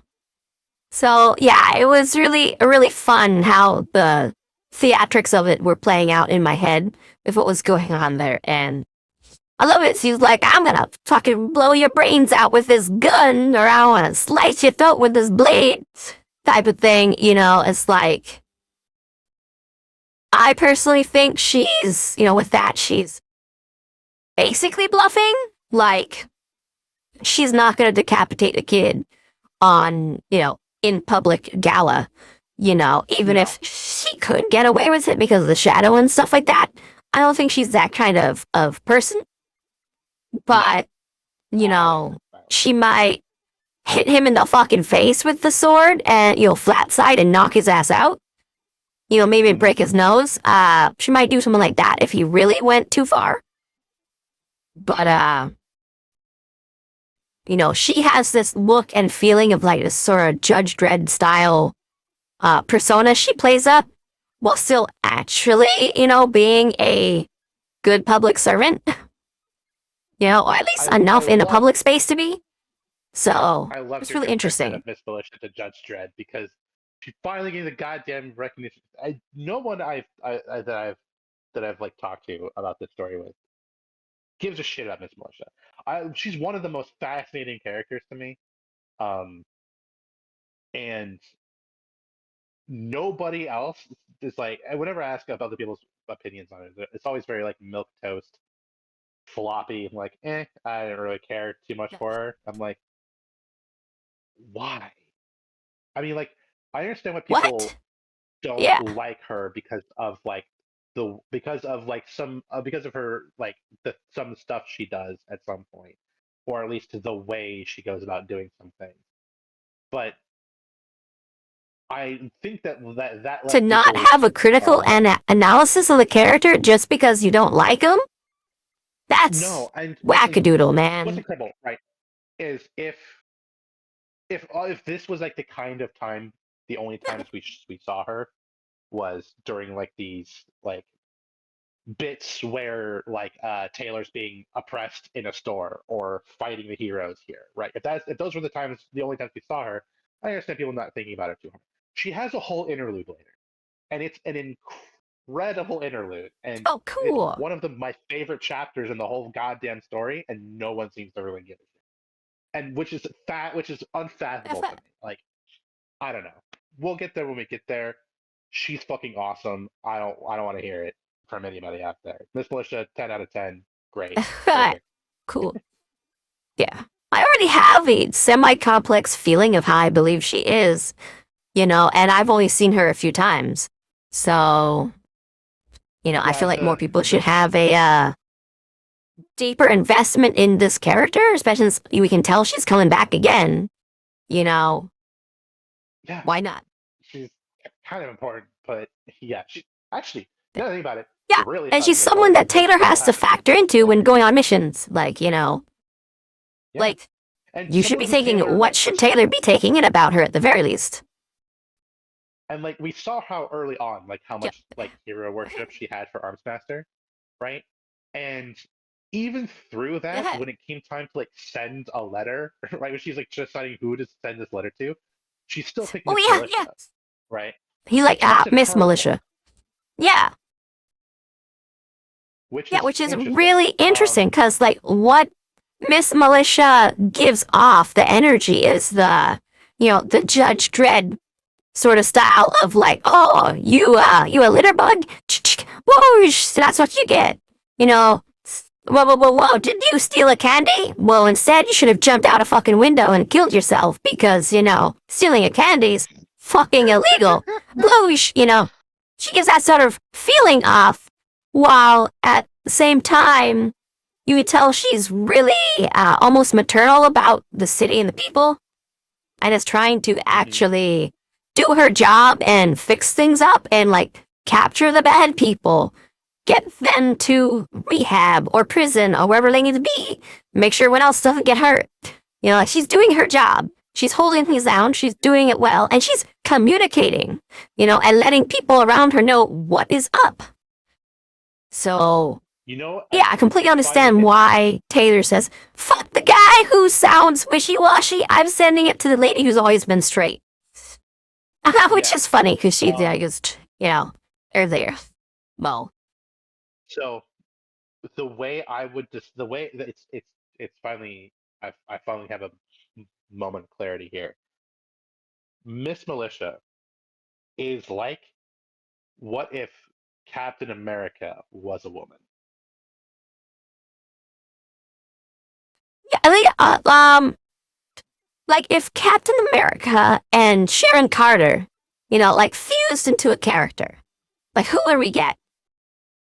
And that's basically what we got here with Miss Militia. And I love it. I don't It's know who great. the other person is, but yeah, she's kind of more like, yeah, she is very like. It's okay. She gives off this sort of like, I care a lot about this city, this country, these people. I care an awful lot. And instead of going about it like a dad, she goes about it like a mom, right? Like a kick-ass mom with infinite gun. But yeah, exactly. And yet, when you look at her and stuff, there's the possibility that she might go too far down, which is why I specified she has this sort of like feeling of like Sharon Carter. Because eventually Sharon Carter did become a villain, but for the longest time there, she was a hero. But she had this sort of a skill set and way of going about things where, I feel like it's really interesting. Interesting character. If you're into comics and you don't know that character yet, you'll go learn. Anyways, but like, basically she's Captain America's granddaughter. But yeah, so Captain America, Miss Militia is very him, but if you don't know, you can trust him. If he's got like clearly this other set of skills and stuff you're not sure about. And that's really neat because it allows us to theorize and look at her. But with what we're seeing, even if she is like that way of like that darker energy and whatnot and stuff there, she's still a better pick to talk to than Arms Master, who we've seen as two-faced. Yeah. So, yeah. Very.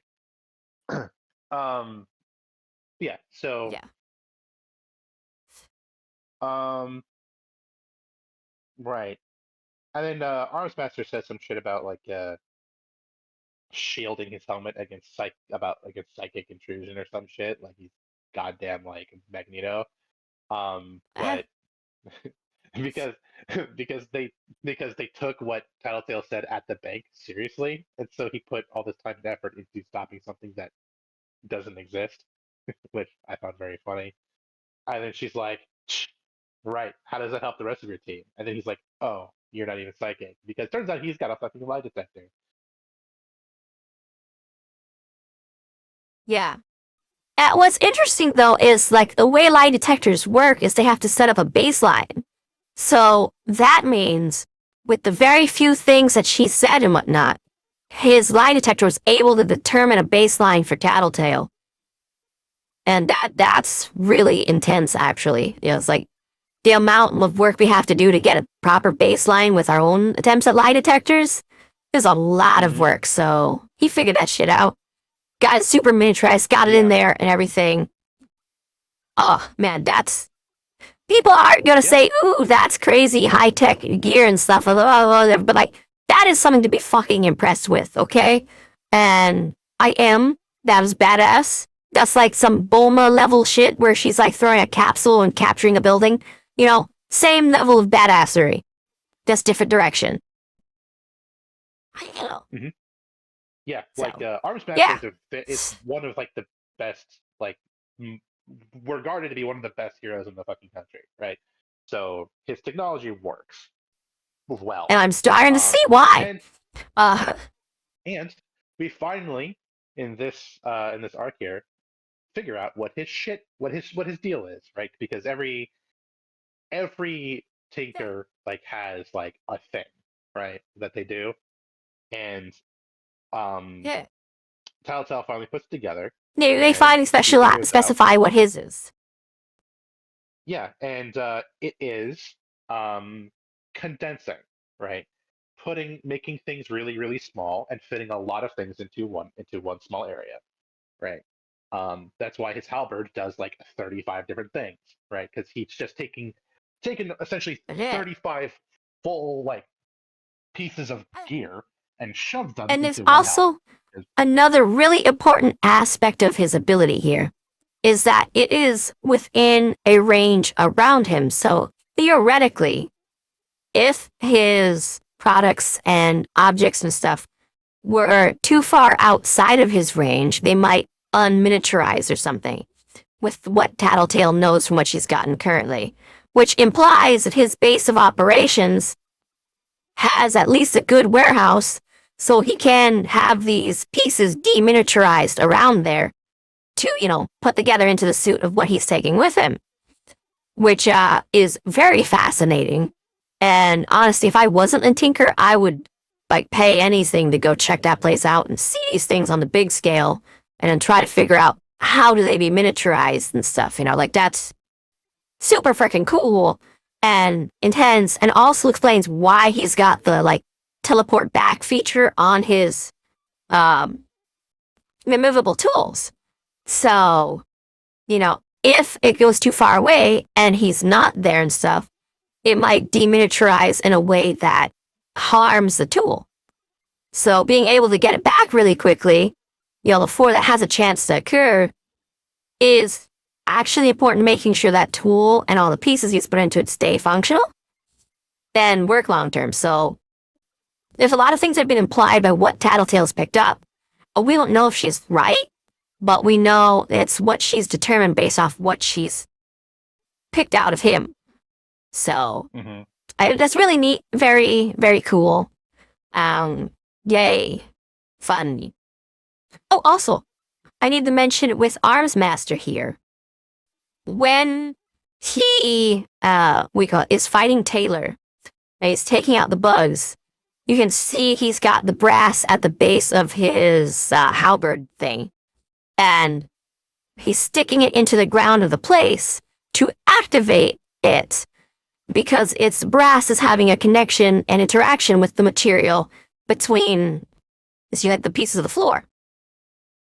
So he built that for this area to counter her, which is really interesting. But what is moreover interesting is his colors are silver and blue, correct? Yes. Okay, then he is... This is so freaking cool. So he is wearing the air quotes, the white metal shirt, the blue metal hat, and because he's grounding with this thing, the yellow metal shoes of a traditional ancient Dene warrior. He's encompassing their aspects there with his whole setup, and what he's doing is preventing combat from occurring. That's what he's trying to do, and that's what the classic Dene warriors were about. So this might be a white man, but he's still in America, and he's exemplifying one of the American native people's ancient warriors. Really cool stuff going on there. I loved it. I was having little kid kicky moments of happiness and giddiness with this. It was great. You just whoa. I mean, yes, but that is definitely a coincidence. It's such a cool one, and I love it. Yes, there are a lot of coincidences in this story, but there are also a lot of very deliberate choices. And I look forward to the time when we can talk about some of them, because a lot of them are spoiled for things that happen eventually. But I really liked the bit where Taylor said, "Fuck your electricity. I'm going to take my bugs anyway, and I'm going to just straight up absorb all the electricity by throwing myself underneath your thing." Yeah, right? And just, he slams her outfit, and outfit's immune to him, because, it's the spider webs, but she's like, haha. Well, at the same, she's going, haha, but at the same time, she's like, oh, thank goodness this actually worked. But they gotta... Yeah. Or else, ow, this would have probably hurt a lot. She had no idea. She just guessed, and it worked. And she's still a teenage girl getting hit by an adult man with freaking halberd in the chest, That's still a hit. Yeah. But at least you're not electrocuted. Mm-hmm. Right. Oh, right. And then Velocity shows Ugh. up. I like Velocity. What'd you think of Velocity? It was very interesting. The table got in the way, and she was able to handle him or her. No, bleh. She was able to handle Velocity really well. I thought Yeah. it was So almost comical how well she handled Velocity. yeah. So interesting thing about Velocity, right? But Is clearly, it when he could have first gone a different way. yeah. So when he first shows up, you think to yourself, oh, it's the Flash, right? Um, and we've already had two people Yeah. so far on the Protectorate team whose whole thing is moving really fast, right? We had both Assault and Battery who move very quickly. And this guy shows up, and you're like, damn, Yeah, and like Stealthy's their just fight was faster than almost like that. fighting a speedster, and then it's like, dang, And then know? this guy shows up and does essentially nothing. And there's a reason for that. And I think this is really interesting.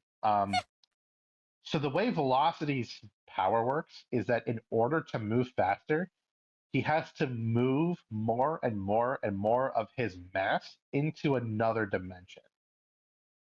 So when he's moving really fucking fast, Yeah. he's only like he only weighs like a handful of grams.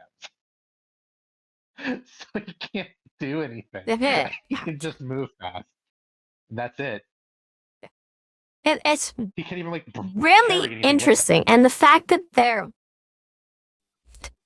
calling it into a different dimension means that they've had scientists of some sort who are probably disrespected in the scientific community because they didn't, kill him. Um, examine what he's doing and come to a determination that what's going on with his atomic structure is taking it out of their readable zone. So going with another dimension, you know, is like we tried so many things to figure this out, and this is what we could come up with because Yep, Dr. Haywire's work and what happened there and what we could look at. So it says a lot about the setting by them using those terms and us believing that the way it's presented that those are the terms as given. So yeah, that's really cool. Just from like lore building perspective. Oh. Yeah.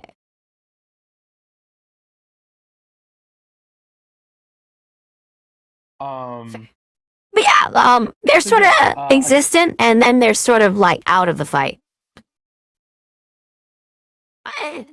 Yeah. Like he doesn't manage to I accomplish. remember the table Uh, specifically. It was so funny. Yeah.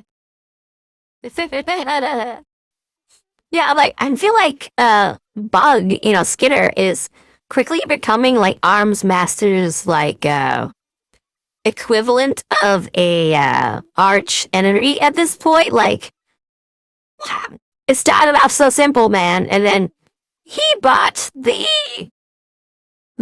second communication there, and then this has just turned into a continuing problem. So mhm. he really treated it like she was like a potential like this could become a permanent threat if I don't take care of her. Like he was really trying his hardest to lock this down.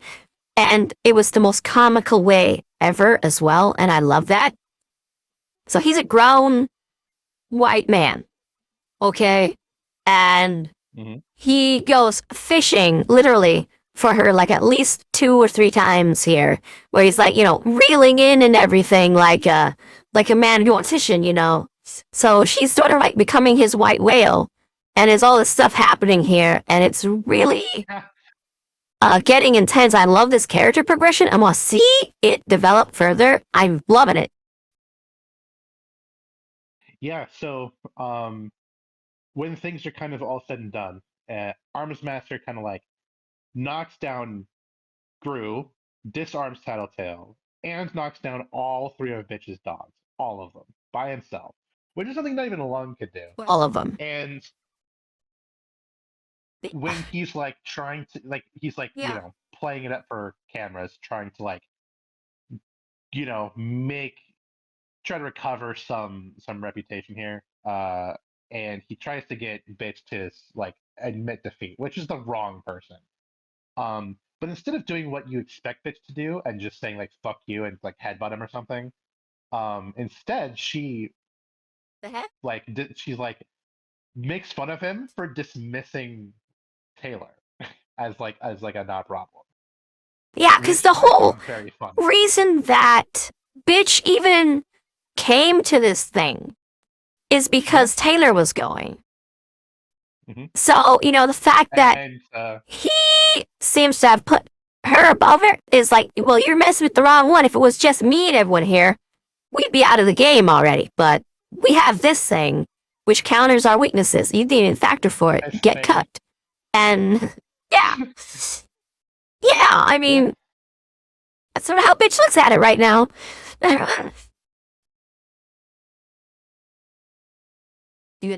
Like, yeah. So, and to be fair, Taylor does get them out of this scenario. Um, yeah, she does. so she Her and manages to very briefly. them getting Tattletale back up, which was. Yeah. So, yeah, she also managed to very But yeah, briefly that's get that's in a minute. Master alone. Uh, and Yeah, and they both tried to talk and botch this talk again.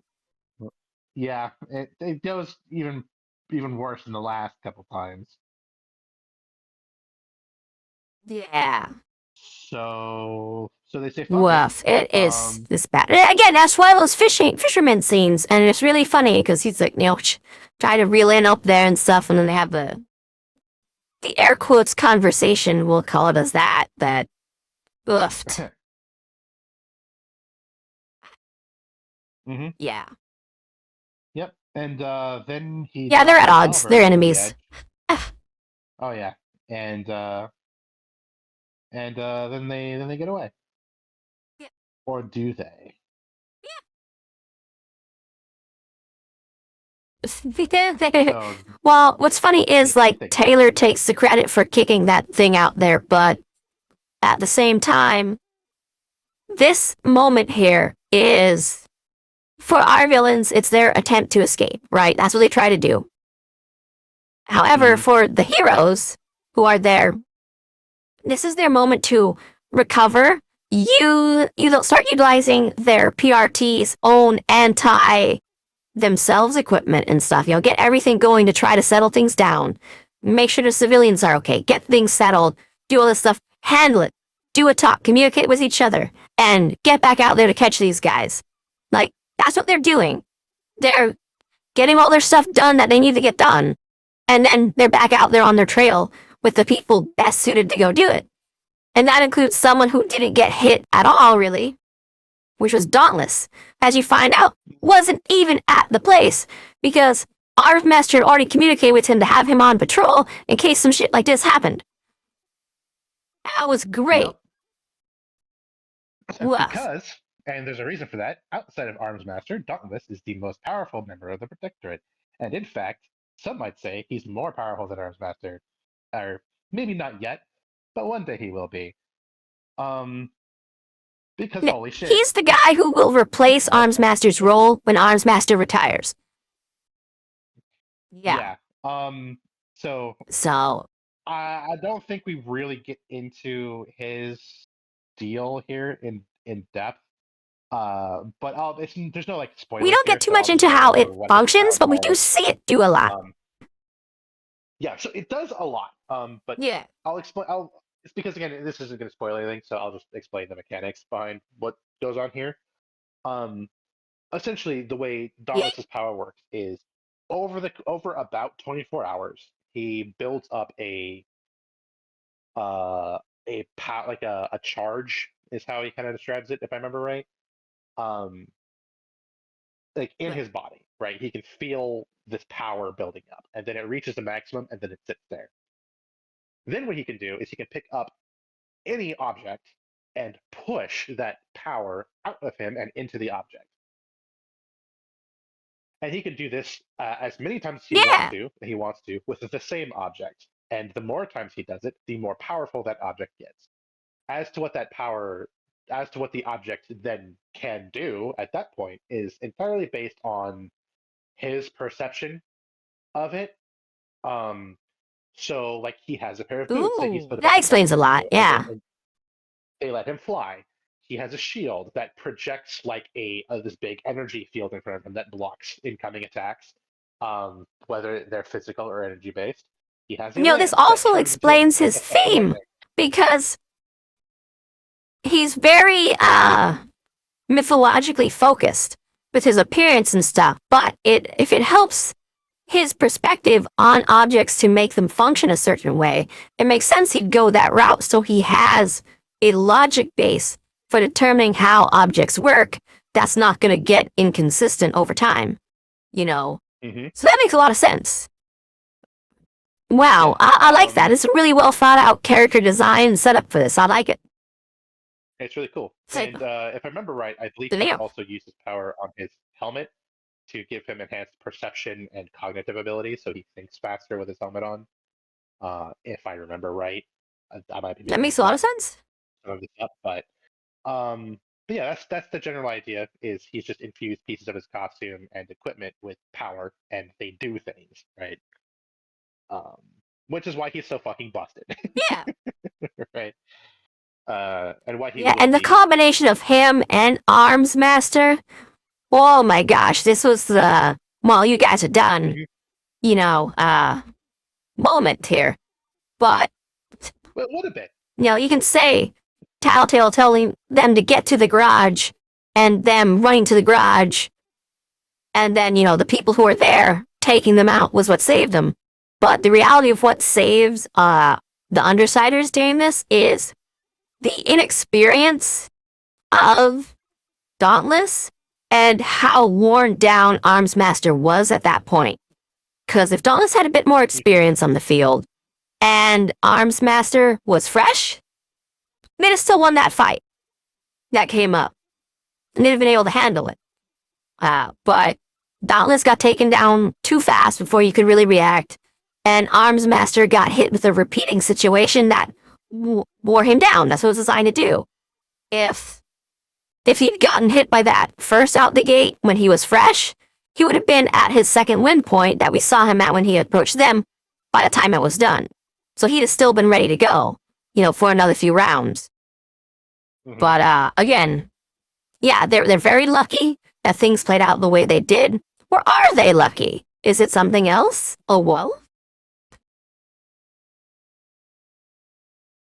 It might be something else. It's also especially rough for Arms Master because right when they think they have these guys cornered, he gets surprise teleported into the range of someone who we haven't seen yet, named Trainwreck, who has a junk mech, who basically picks him up, slams him down, picks up his halberd, Oh, and yeah. snaps it in half. Poor bastard. And then just keep how long slamming do you him think it down. would take Yeah, to- like, woof. The halberd. No, yeah. Oh, like, oh. It depends, because if it just got snapped in half, I feel like it was more like crushed when it was broken like that, like, and like that. Yeah, that's gonna take a long time, because, we don't know how his miniaturization stuff works, if it's full scale, small scale, whatever, but both of those things are really labor intensive. And he can't, like, just, make a factory that makes the things for him. He's got to do this all by hand. So he has upper hand because he's a tinker, so he's got, like, air quotes, magical shortcuts, and air quotes, but still a lot of manual labor. So I'm thinking, minimally, we're talking a week if it's super intense, is like backup of stuff. But if it's not, if he's closer to like a normal person when it comes to that, I'm talking a month to 3. So, yeah, because the amount of tools and stuff there, yeah, it's gonna be a long time. And that's an equatable thing. I don't know if he'll be able to get quite all the stuff in there that he had in that. But again, I don't think he would have taken that particular device out to deal with someone like Trainwreck. He'd have bought a different tool. So he got, not outclassed, but mismatched against an opponent. Yeah. And again, he was already worn out when he got there, so woof. Yeah, he was very understandably not prepared for the crack team of Circus, Trainwreck, and the Travelers to show up and cover the escape of these Undersiders who weren't even supposed to be there today. They kind of just fell through the ceiling. So, another thing that Yeah. I wanted to mention is that after the Uber and Leet fight, uh, or what happens with them and Bakata, Oh, yeah. Yeah. Taylor decides she's going to Taylor, start carrying around some Taylor, smelling salts. Taylor, smelling salts. Yes, the smelling salts. Everyone was like, oh, yeah, I'll make a note of that. But only she really did it.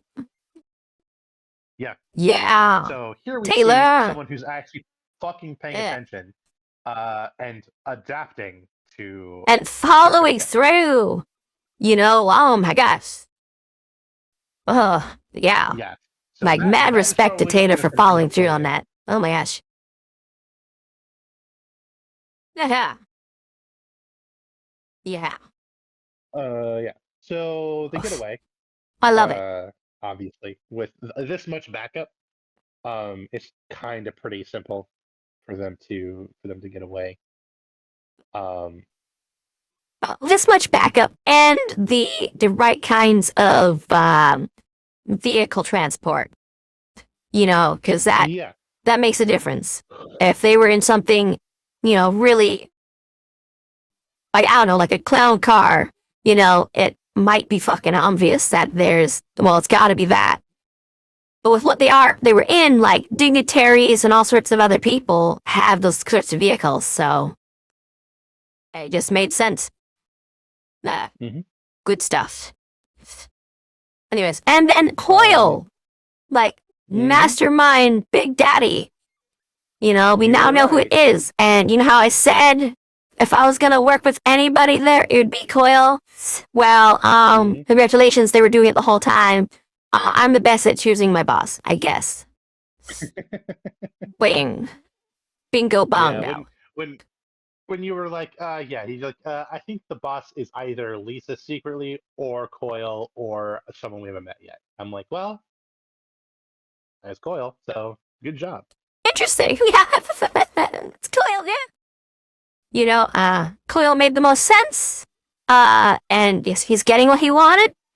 Taking out valuable resources for the other people and acquiring stuff for himself, or at least locking down other people's abilities. And, he had the most to gain by taking out the ABB, and we learned why and how during the segment with him, like, now these other guys are causing all these problems for, like, Empire 88 and all these other people. They're all trying to cash grab on everything going on here. And all this other stuff. The Travelers got what they wanted with their museum thing and whatever they're doing. So yeah, stuff really worked out for Coyle.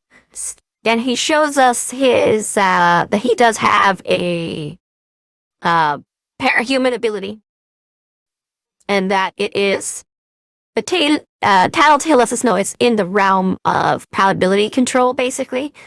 But like, she confirms that it's within that range, but it's its own thing.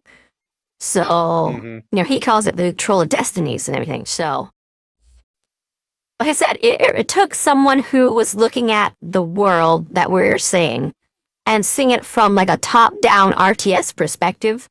And that's basically how he was viewing everything going on. And so, yeah, he was on it. He's right about a lot of things and got stuff done. So it's really interesting because he mainly works with these like paramilitary group people, but the Undersiders were like his experiment in, instead of hiring other teams from out there, of creating his own in a way and seeing if he can manage like a crew, and if so, how, without being a part of it, like get one to manage itself on his behalf.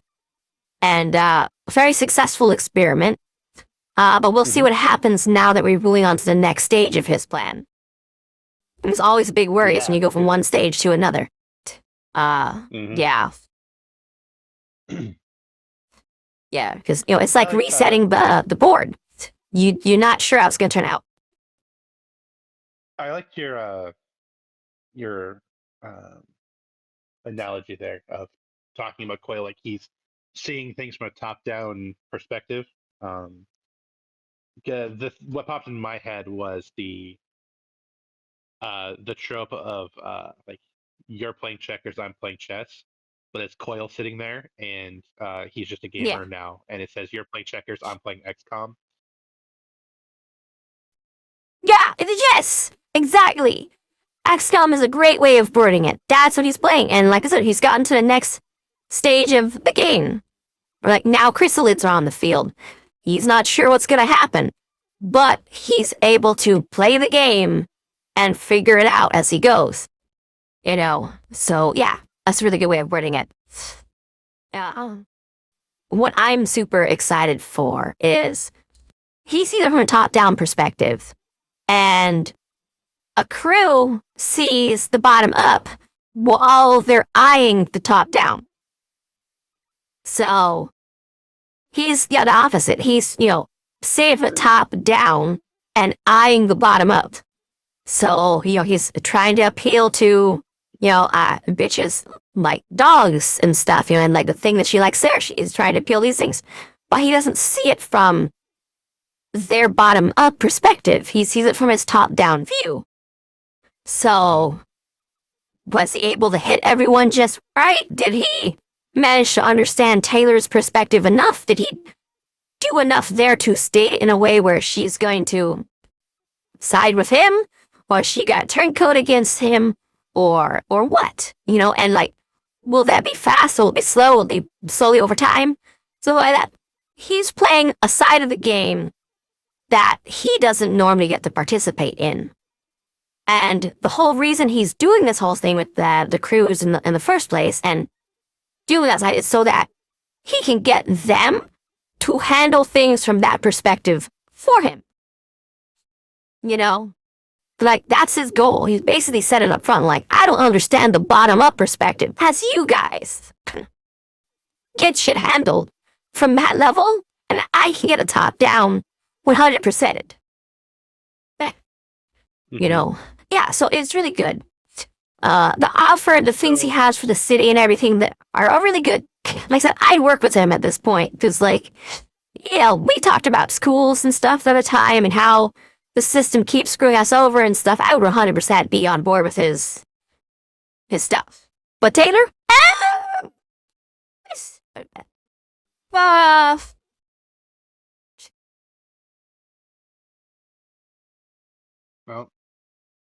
Discord has cut out.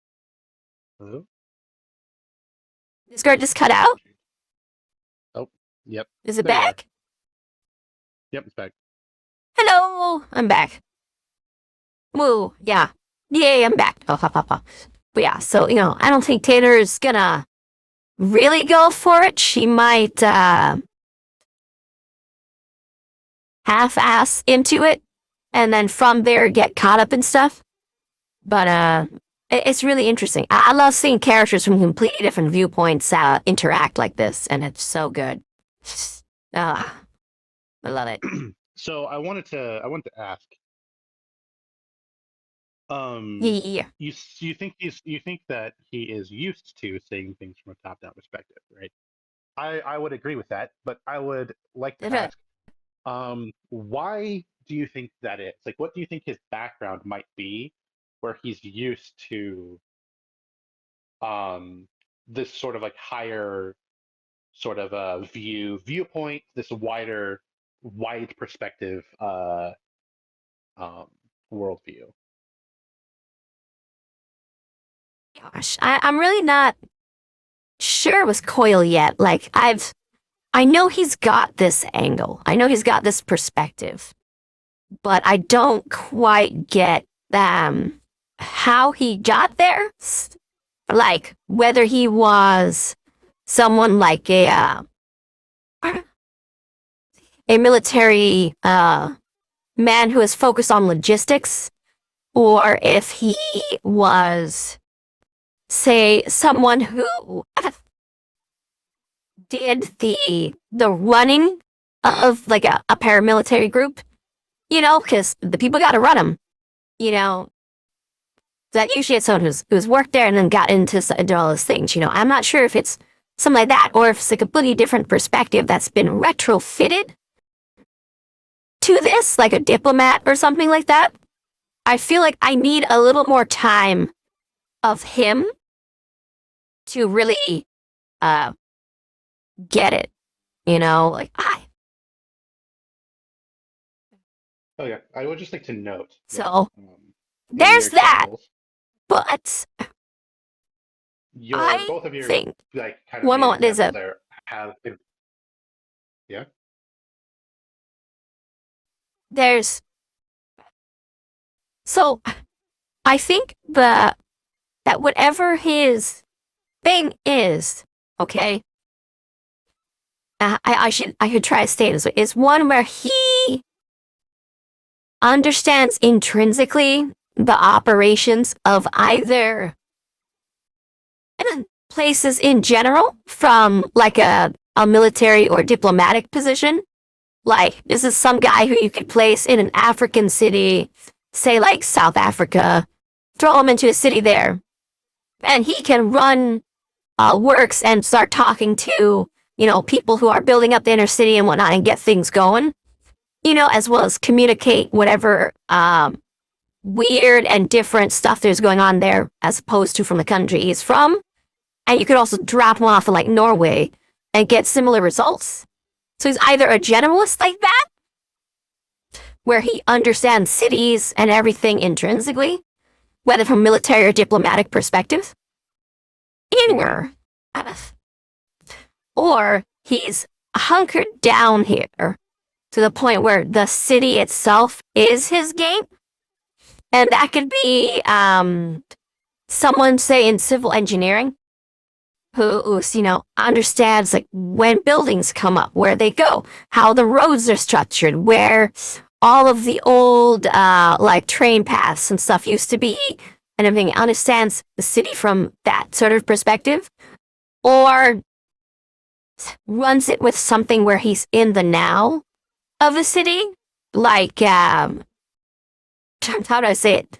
Like, not like a mayor, but like a person who the mayor has on their cabinet, to tell them about stuff. It has this integration stuff between all these different knowledges and knows the movements of all the different things, like when do ambulances get called to places, what are their response times for the police, what are the actual like defense mechanisms of like the PRT headquarters and stuff. So he's either a really good generalist who's been around the block a long time, or he's a specialist on this city and has it on lockdown.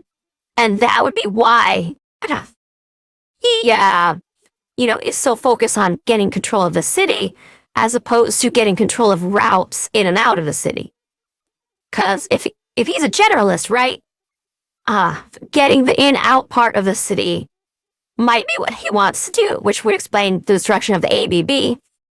Because then he can get the ports. And when he gets the ports in order, he can get everything he needs done for that. But if he's more of like a specialist, and he's like in the city and he knows this city specifically, getting things locked down, like, okay, I already got like my fancy big buildings in the middle of town. Now I need to get some infrastructure collected, like say City Hall and other stuff like that. Like, I need to get those under control so they can do what I need them to do. So what are the other right now I'm leaning towards the more generalist perspective, but the specialist one is not out of possibility. Like, that is a very real thing, but he just hasn't said enough to make me believe that one yet. But yeah, we'll probably see him again. Maybe I'll be able to tell what he is out of the options when we see him one more time. Okay, Yeah. so for those of you tracking at home, your guesses are pretty much boiled down to military or civil engineering. Okay. Yeah, it's military / diplomatic or civil engineer. Yeah. Okay. Fascinating. All right. Well, I think we'll move on from that question. Um, we'll just put a pin in that and note Yeah. that was your guess. um, right. Yes. And then Yeah. so after this whole conversation with Coyle, Taylor goes home, and that goes well, obviously, like everything else in her life. Oh my god. Ugh. Her dad's like, yo, my swiggle, my swaggle. You've been skipping all the school. Stop doing that. Talk to me. Oh, whoa. And she's like, Yep. Dad, I am having a psychotic break. I don't need this right now. This is supposed to be where I feel safe and secure. And that has not been the case. What the hell? I feel like you're, really being a douchebag right now. Just hit nicer, but that's how I'm feeling. Anyways, let me sit in this corner and try to figure stuff out. And then, she moves around a lot. Tries the doors, all these other things. The only thing she didn't do was, like, sit in the fridge or the tub, like that. Those are things that, like, when you're in that sort of mode, that could happen. But she had some pretty similar stuff, knock things over, wrote things to paper. Like, I'm a super villain, and I didn't show her dad. Burned it instead in the fireplace, or like, not a fireplace, like the stove or whatever. And her dad said, like, something's really fucking wrong with my daughter and stuff. But, I'm here for her. And we'll get through this, figure it out. I'm a good dad. I'll be here for my daughter. And she's like, beep, beep, beep, boop, boop, boop, Tattletale, get me the fuck out of here. And Tattletale does. Mm-hmm. And Tattletale does say some stuff to him that I think was her attempt at not being a lying bitch. I think it was like Tattletale trying to give him some decent advice about what's going on. Interesting. So you think? Cause So you think that Tattletale. Go ahead. I think Tattletale earnestly wants good stuff for Taylor right now, for whatever reason. And knows that her having a relationship with her father that's functional is good for her. So I believe that Taylor said something to him that, she believes will lean in the right direction to get there eventually.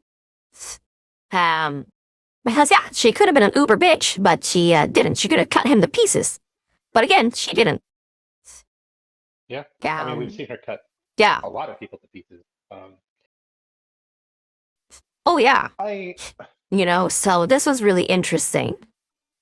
Very out of character for her. And I believe there's a reason behind that. I believe she wants to secure the asset that is Taylor. But I don't think it's just because she sees Taylor as an asset. There's something more to it going on. And she understands that Taylor needs her family and place. Yeah. Interesting. Okay. So, Because, yeah. again, every time I've had a conversation like this before, people don't read into what Tattletale's doing. They just take everything she does at face value, which I think is the least. I mean, if you're just reading for fun, then sure, whatever. But it is so uncharitable to her, in my opinion.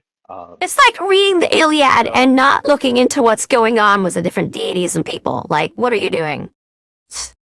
Like, read into things. It's super fun.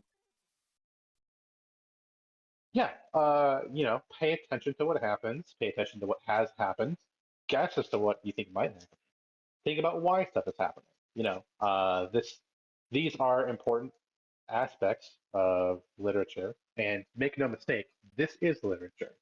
Wild Bone has done an incredible job at stuffing so much meaning into the smallest of spaces, which means that this absolutely fuck massive space that is this long ass story is jam packed full of symbolism and meaning and references.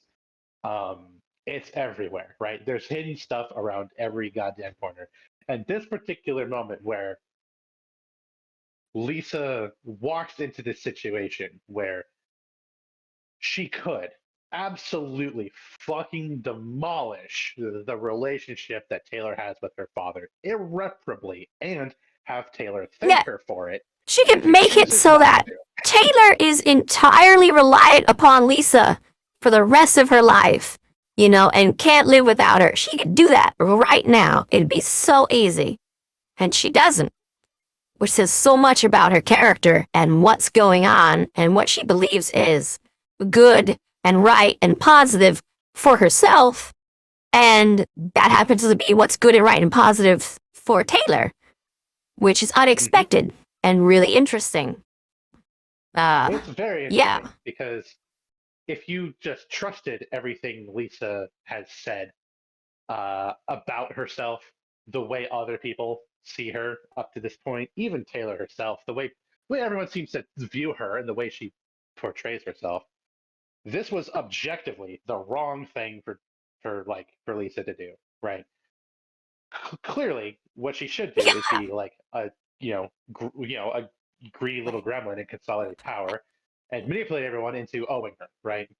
Um, and she makes Yeah. the active decision to not That's what makes do that, sense. and instead tries to help.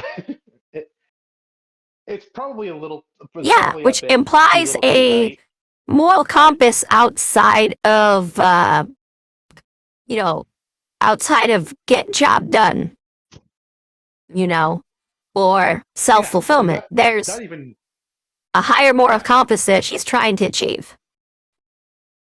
And that's interesting. Like she has some code that she's living by, at least. That is, yeah, that is just beyond like Fucking lawful neutral at it the again. yeah. There's something there. What it is, I can't just tell you. And honestly, I might not even be 100% right. I have my own interpretation, obviously, but we'll see what you think when we get there. Eh, Um, and You yeah, know, I so wanted to Taylor leaves. say a callback that was insane, but I'm not gonna.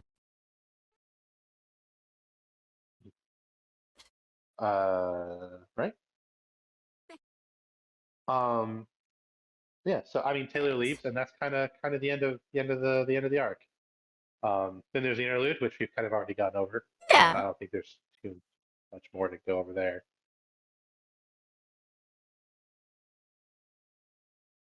Well, no, I think we actually like did it. We didn't go on a 2 hour tangent. Correction, I didn't go on a 1.5 hour tangent that you added a bit to. Uh, so I think we did it. Yeah. Yeah. Yeah. Wow. All right. So, right. Let's jump into theories here because a couple of updates. Biggest one. You were right.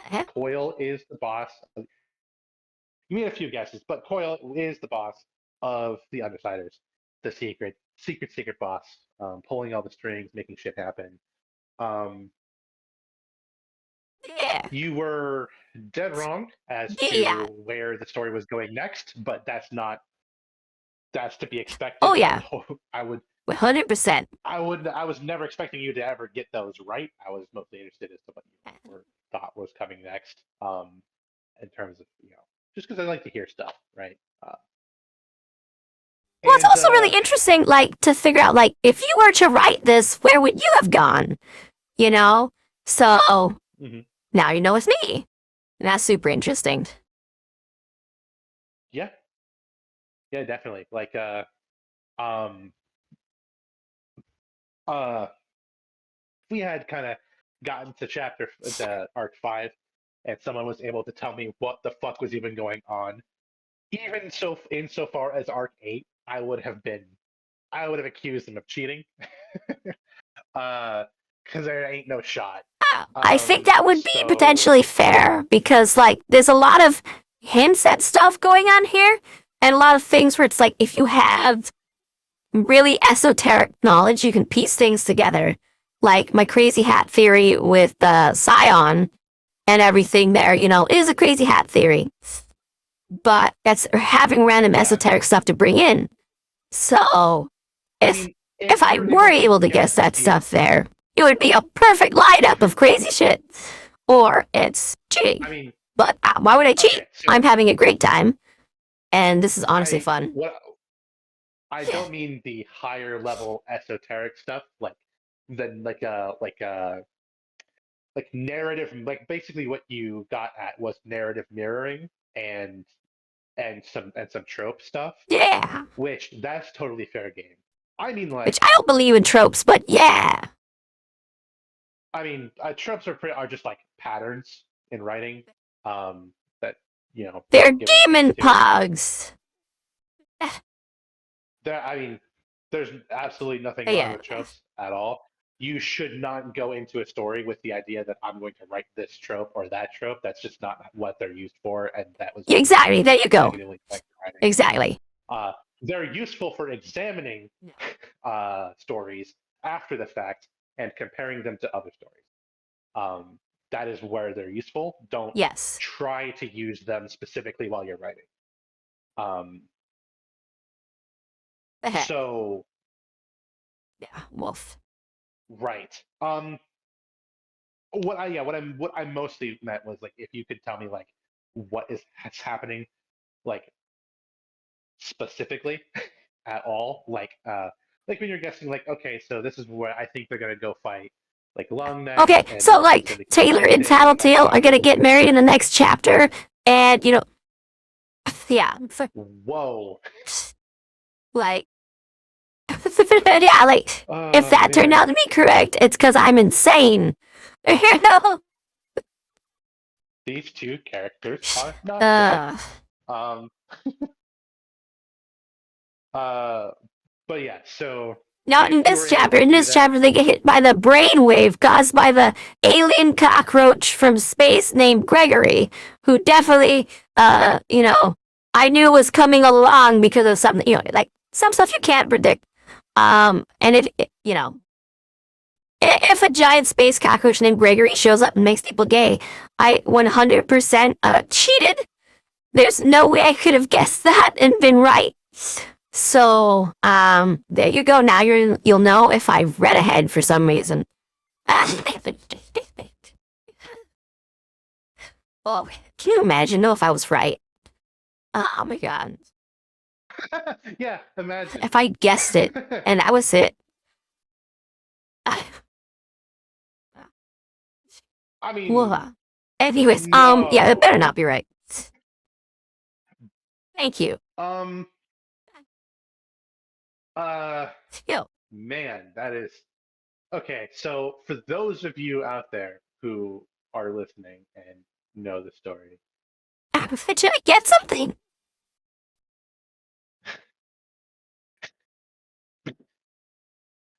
you, my dear friend, I need you to cover your ears for just a moment. Kiss kill dynamic. Y'all know what I'm talking about, right? So, I mean, honestly, that guess wasn't nearly as far off as it really should have been.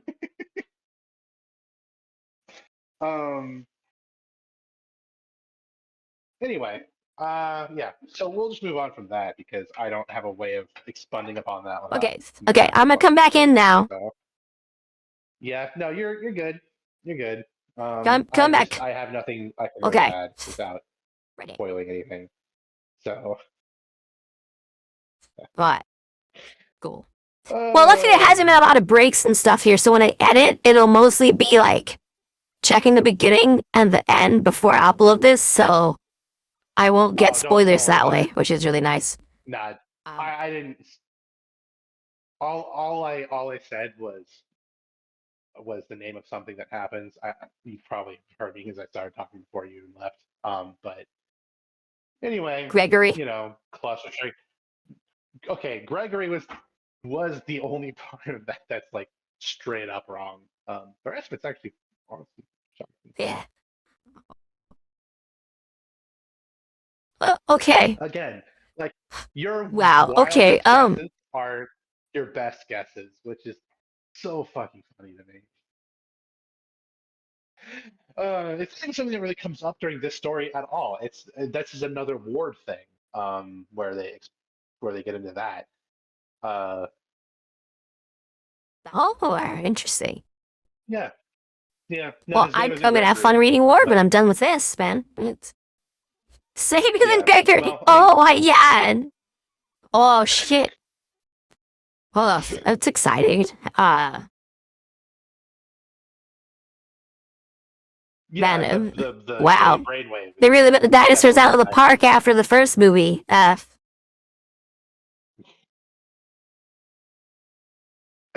Anyway, so new Woof. theories besides that one. Any new ones? Let's see here. No theories for me. Oh, Oh yeah. okay. Fairies. Well, I think. Oh yeah, fairies. The fairy theory happened in this one. Yeah, that's definitely it. Remember that one. Yeah. Remember the fairies. Communication. Yeah, Paso. Glash, Yeah. Glashtigwenya. Nazgula.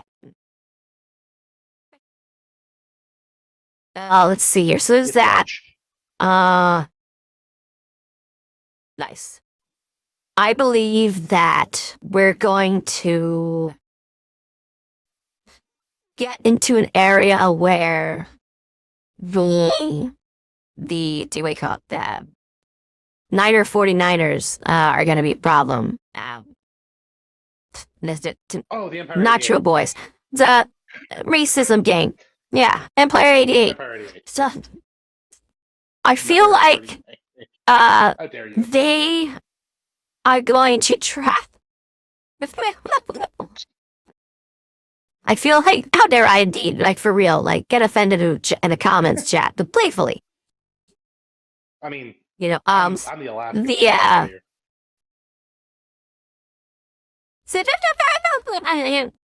So I think that they're gonna go after, like the Empire 88 is gonna go after a place or two that's important to Coil, like a big resource, because they're forced to, right? Like everything's going down. They're losing ground and everything here. Now the heroes are all super pissed because like this just happened to them, make them look offended. So they're looking to catch someone, you know, and really just like make their reputation look good again. So Empire 88 is going to have to either lie down, which they're not going to do. They're not going to lie low No. because this is prime Really? option to take stuff. So they got to take something. And rather than find these random little gangsters, they're like, if we get something big, we can hold that, you know, and if we do it with someone who the heroes don't really bother with anyways, you know, well, great. Like, who's not going to call the heroes? The guys that don't paramilitary force. So if we will ham into that, you know, we can get something without triggering those guys to come at us. So I think they're going to go after a big important structure to Coil. And that's going to be where the Undersiders decide whether or not they're going to assist Coil long term, take his deal, or not. Like, basically, they'll be at the point of making that decision. Then this will have come down. And whether or not they respond and help with this situation will determine whether or not they're with him. That's how I think it's going to go.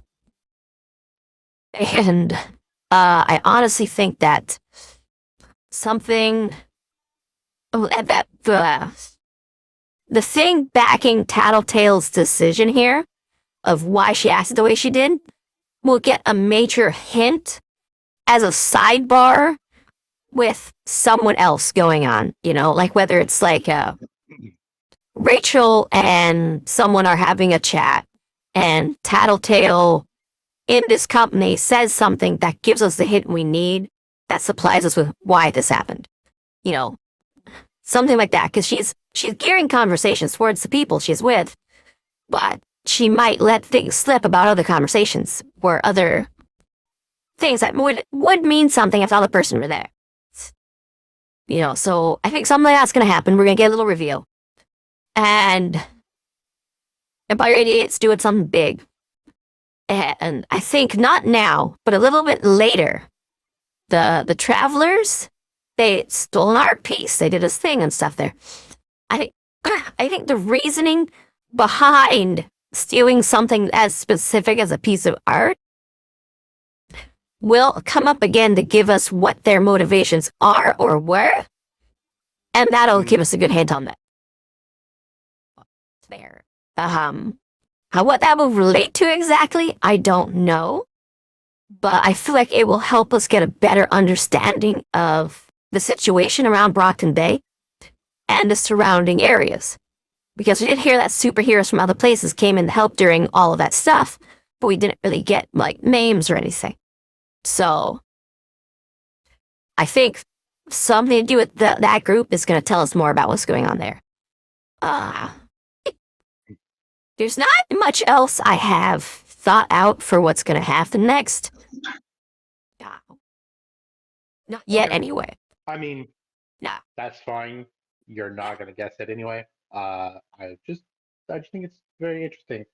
Who am I? Who am I? You want a random guess? You want 3 random guesses?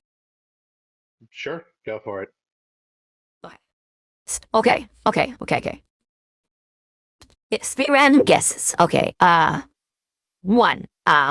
Somebody loses a limb. That is a random guess number 1. Okay. Brian or somebody loses a limb. Someone in the Undeciders. Bam! It's gone. 2.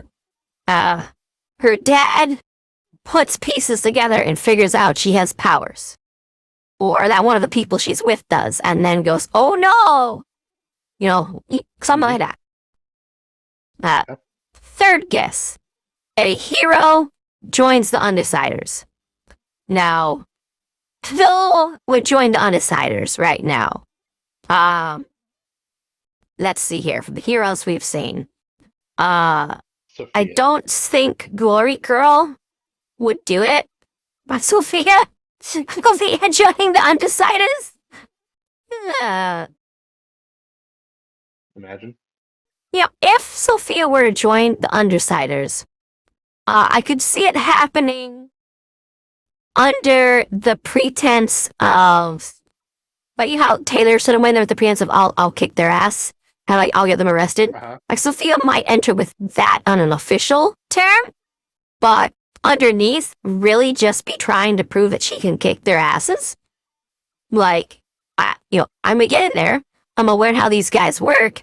I'm gonna fucking kick Skitter's ass. I'm gonna fucking kick Tattletale's ass, as both them took my ass out.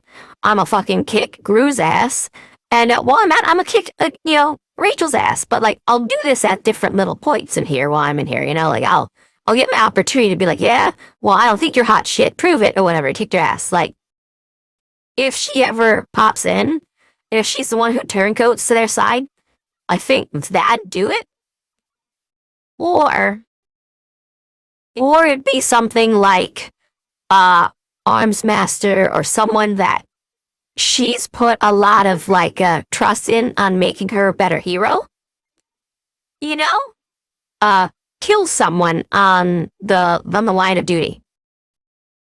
And that might be a point where she goes, oh shit, these guys are the bad guys. I need to get out of here. Who can actually protect me from these guys? And then go to them. Be like, Undersiders it is. Fuck this shit. Well, it's not really the 2 routes I see. Either faking that she's there to, catch their boss or whatever, and actually being there to have personal fights with them, or because someone goes so far, even she wouldn't go that far. Or it's so far where she knew she was gonna go there, and then she sees what it actually is like, and it's like, oh, fuck, this is a problem. So, that would be the only ways I see her really going with the way she is now. But, like, there's a few other people who were there who were really interesting, and, like, Clock Blocker and Vista got the credit for that super bomb thing, but Kid Win might have played an important part and just got downplayed because he fucked up so much last time, you know? So that might be enough for him to be like, hey, you know, you guys don't have a tinker. You need something to cover your back. I know I screwed up here. I can't do it as a hero, but maybe I can do it with you guys as a villain. You know, maybe that's where my calling is. So I could see him going that way by not getting credit and taking all of the punishment for screw-ups. You know, especially since Tinkers have a lot more screw-up potential than anyone else. It's like, you made a gun. You know, what the hell were you thinking? Blah, blah, blah.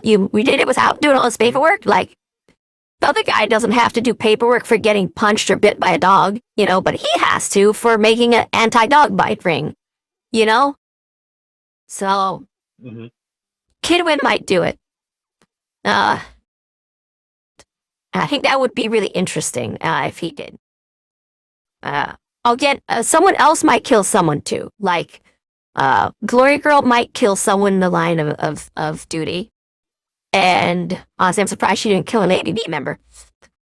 And that might get, you know, her sister to say, well, you know, my parent was a villain and stuff, but, you know, now that I've done some research or whatever, I know they didn't kill anybody. They did all this other stuff, though. And you've killed someone. I can't be part of this. You know, I'm going to people who, at least while they've been together, they haven't done that. And maybe that'll help me figure out how to help you, because I don't know how to do it now. And that might lead her to the Undersiders. You know, so there's a few possibilities there of what could go down. Yeah. Panacea joining the Undersiders to help her sister because she accidentally killed someone. Yeah, to learn how would she deal with that, because she can't. Yeah, because she can't. If her sister kills somebody, she might not be able to see her sister as her sister and want to report her and stuff, but be so conflicted that she decides to turncoat and work with people who she knows they've killed people before, but now they don't. How do I get to that point where, you know, I know my sister can get past this and be a good person. I need to go to these other people, figure that shit out, and then help my sister. So, there's a few different possibilities there of how it could happen. And I mean, it would be so fucking funny, though, if, like, Arms Master was like, you know, I'm being replaced by this dauntless guy. Everything's done for my stuff screwed up, you know, my back is broken, or whatever, you know, like, all this shit happened. I can't really play the superhero game anymore. But, yeah, he was Lamb, I just said, you know, and, he decides that what he can do is set Taylor and these powerful people who took out the heroes and got away, you know, on the right track, and give them the tools to de-lethalize them while making them more effective at, like, capturing these other criminals, you know? Like, that could be a thing. And it would be really interesting to see someone who Taylor respected and then lost respect for regain respect in and belief in. You know, that would be really cool. I would love it to go that way. Yeah, there's a lot of fun ways this could go down. But those are my big theories. Someone loses a limb, her dad figures out the powers situation, or someone new joins the Undersiders, and what I think would make it the funnest twist is it was one of the heroes who were defeated or, you know, saw that happen. I think that'd be great. There'd be a lot of story tension and build up there. It would be less interesting if, like, one of the, like, travelers, the one who said, I'm thinking of settling down, actually, like, settled down with the Undersiders. Like, hey, let me join you guys, you know, like, sure, it'd be cool, but at the same time, it doesn't have the narrative impact that having one of the heroes join them does. So, okay. Yeah. Well. Or, you know, maybe Emma gets superpowers.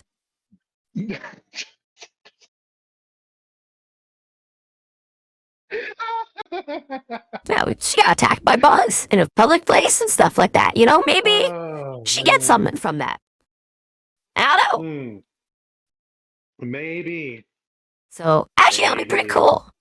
Like, what if she got like the ability to, like, armor up and stuff, you know, because she got attacked and hit and stuff there, and so she gets this other form that makes her look like, you know, this armored a thing or something. Like, that would be interesting. Then she'd be even more Two-Faced than she already is.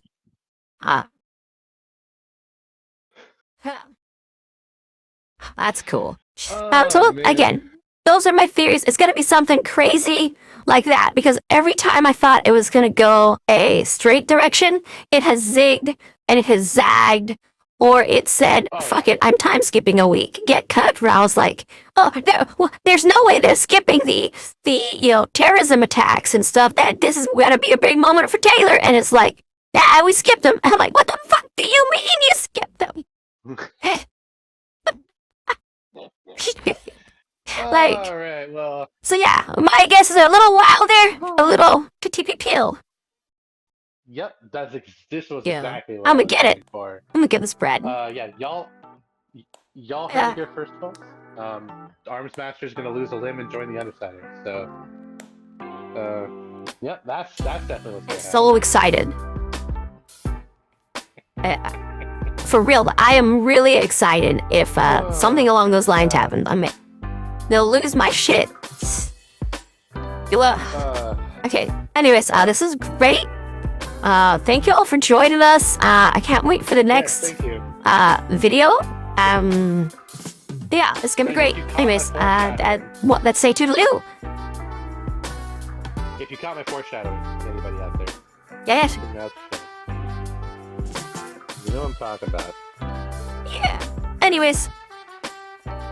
I don't. Gregory is gonna come in and make everyone gay. The giant space cockroach. Anyways. Love you, friendos. This has been great. Can't wait to meet Gregory and for, you know, floating wheelchair Xavier version of Arms Master to come in here and be cool. But y'all, check out toodaloo for now. Bye-bye. Bye-bye. Toodaloo. Chow mein noodles. Bye-bye.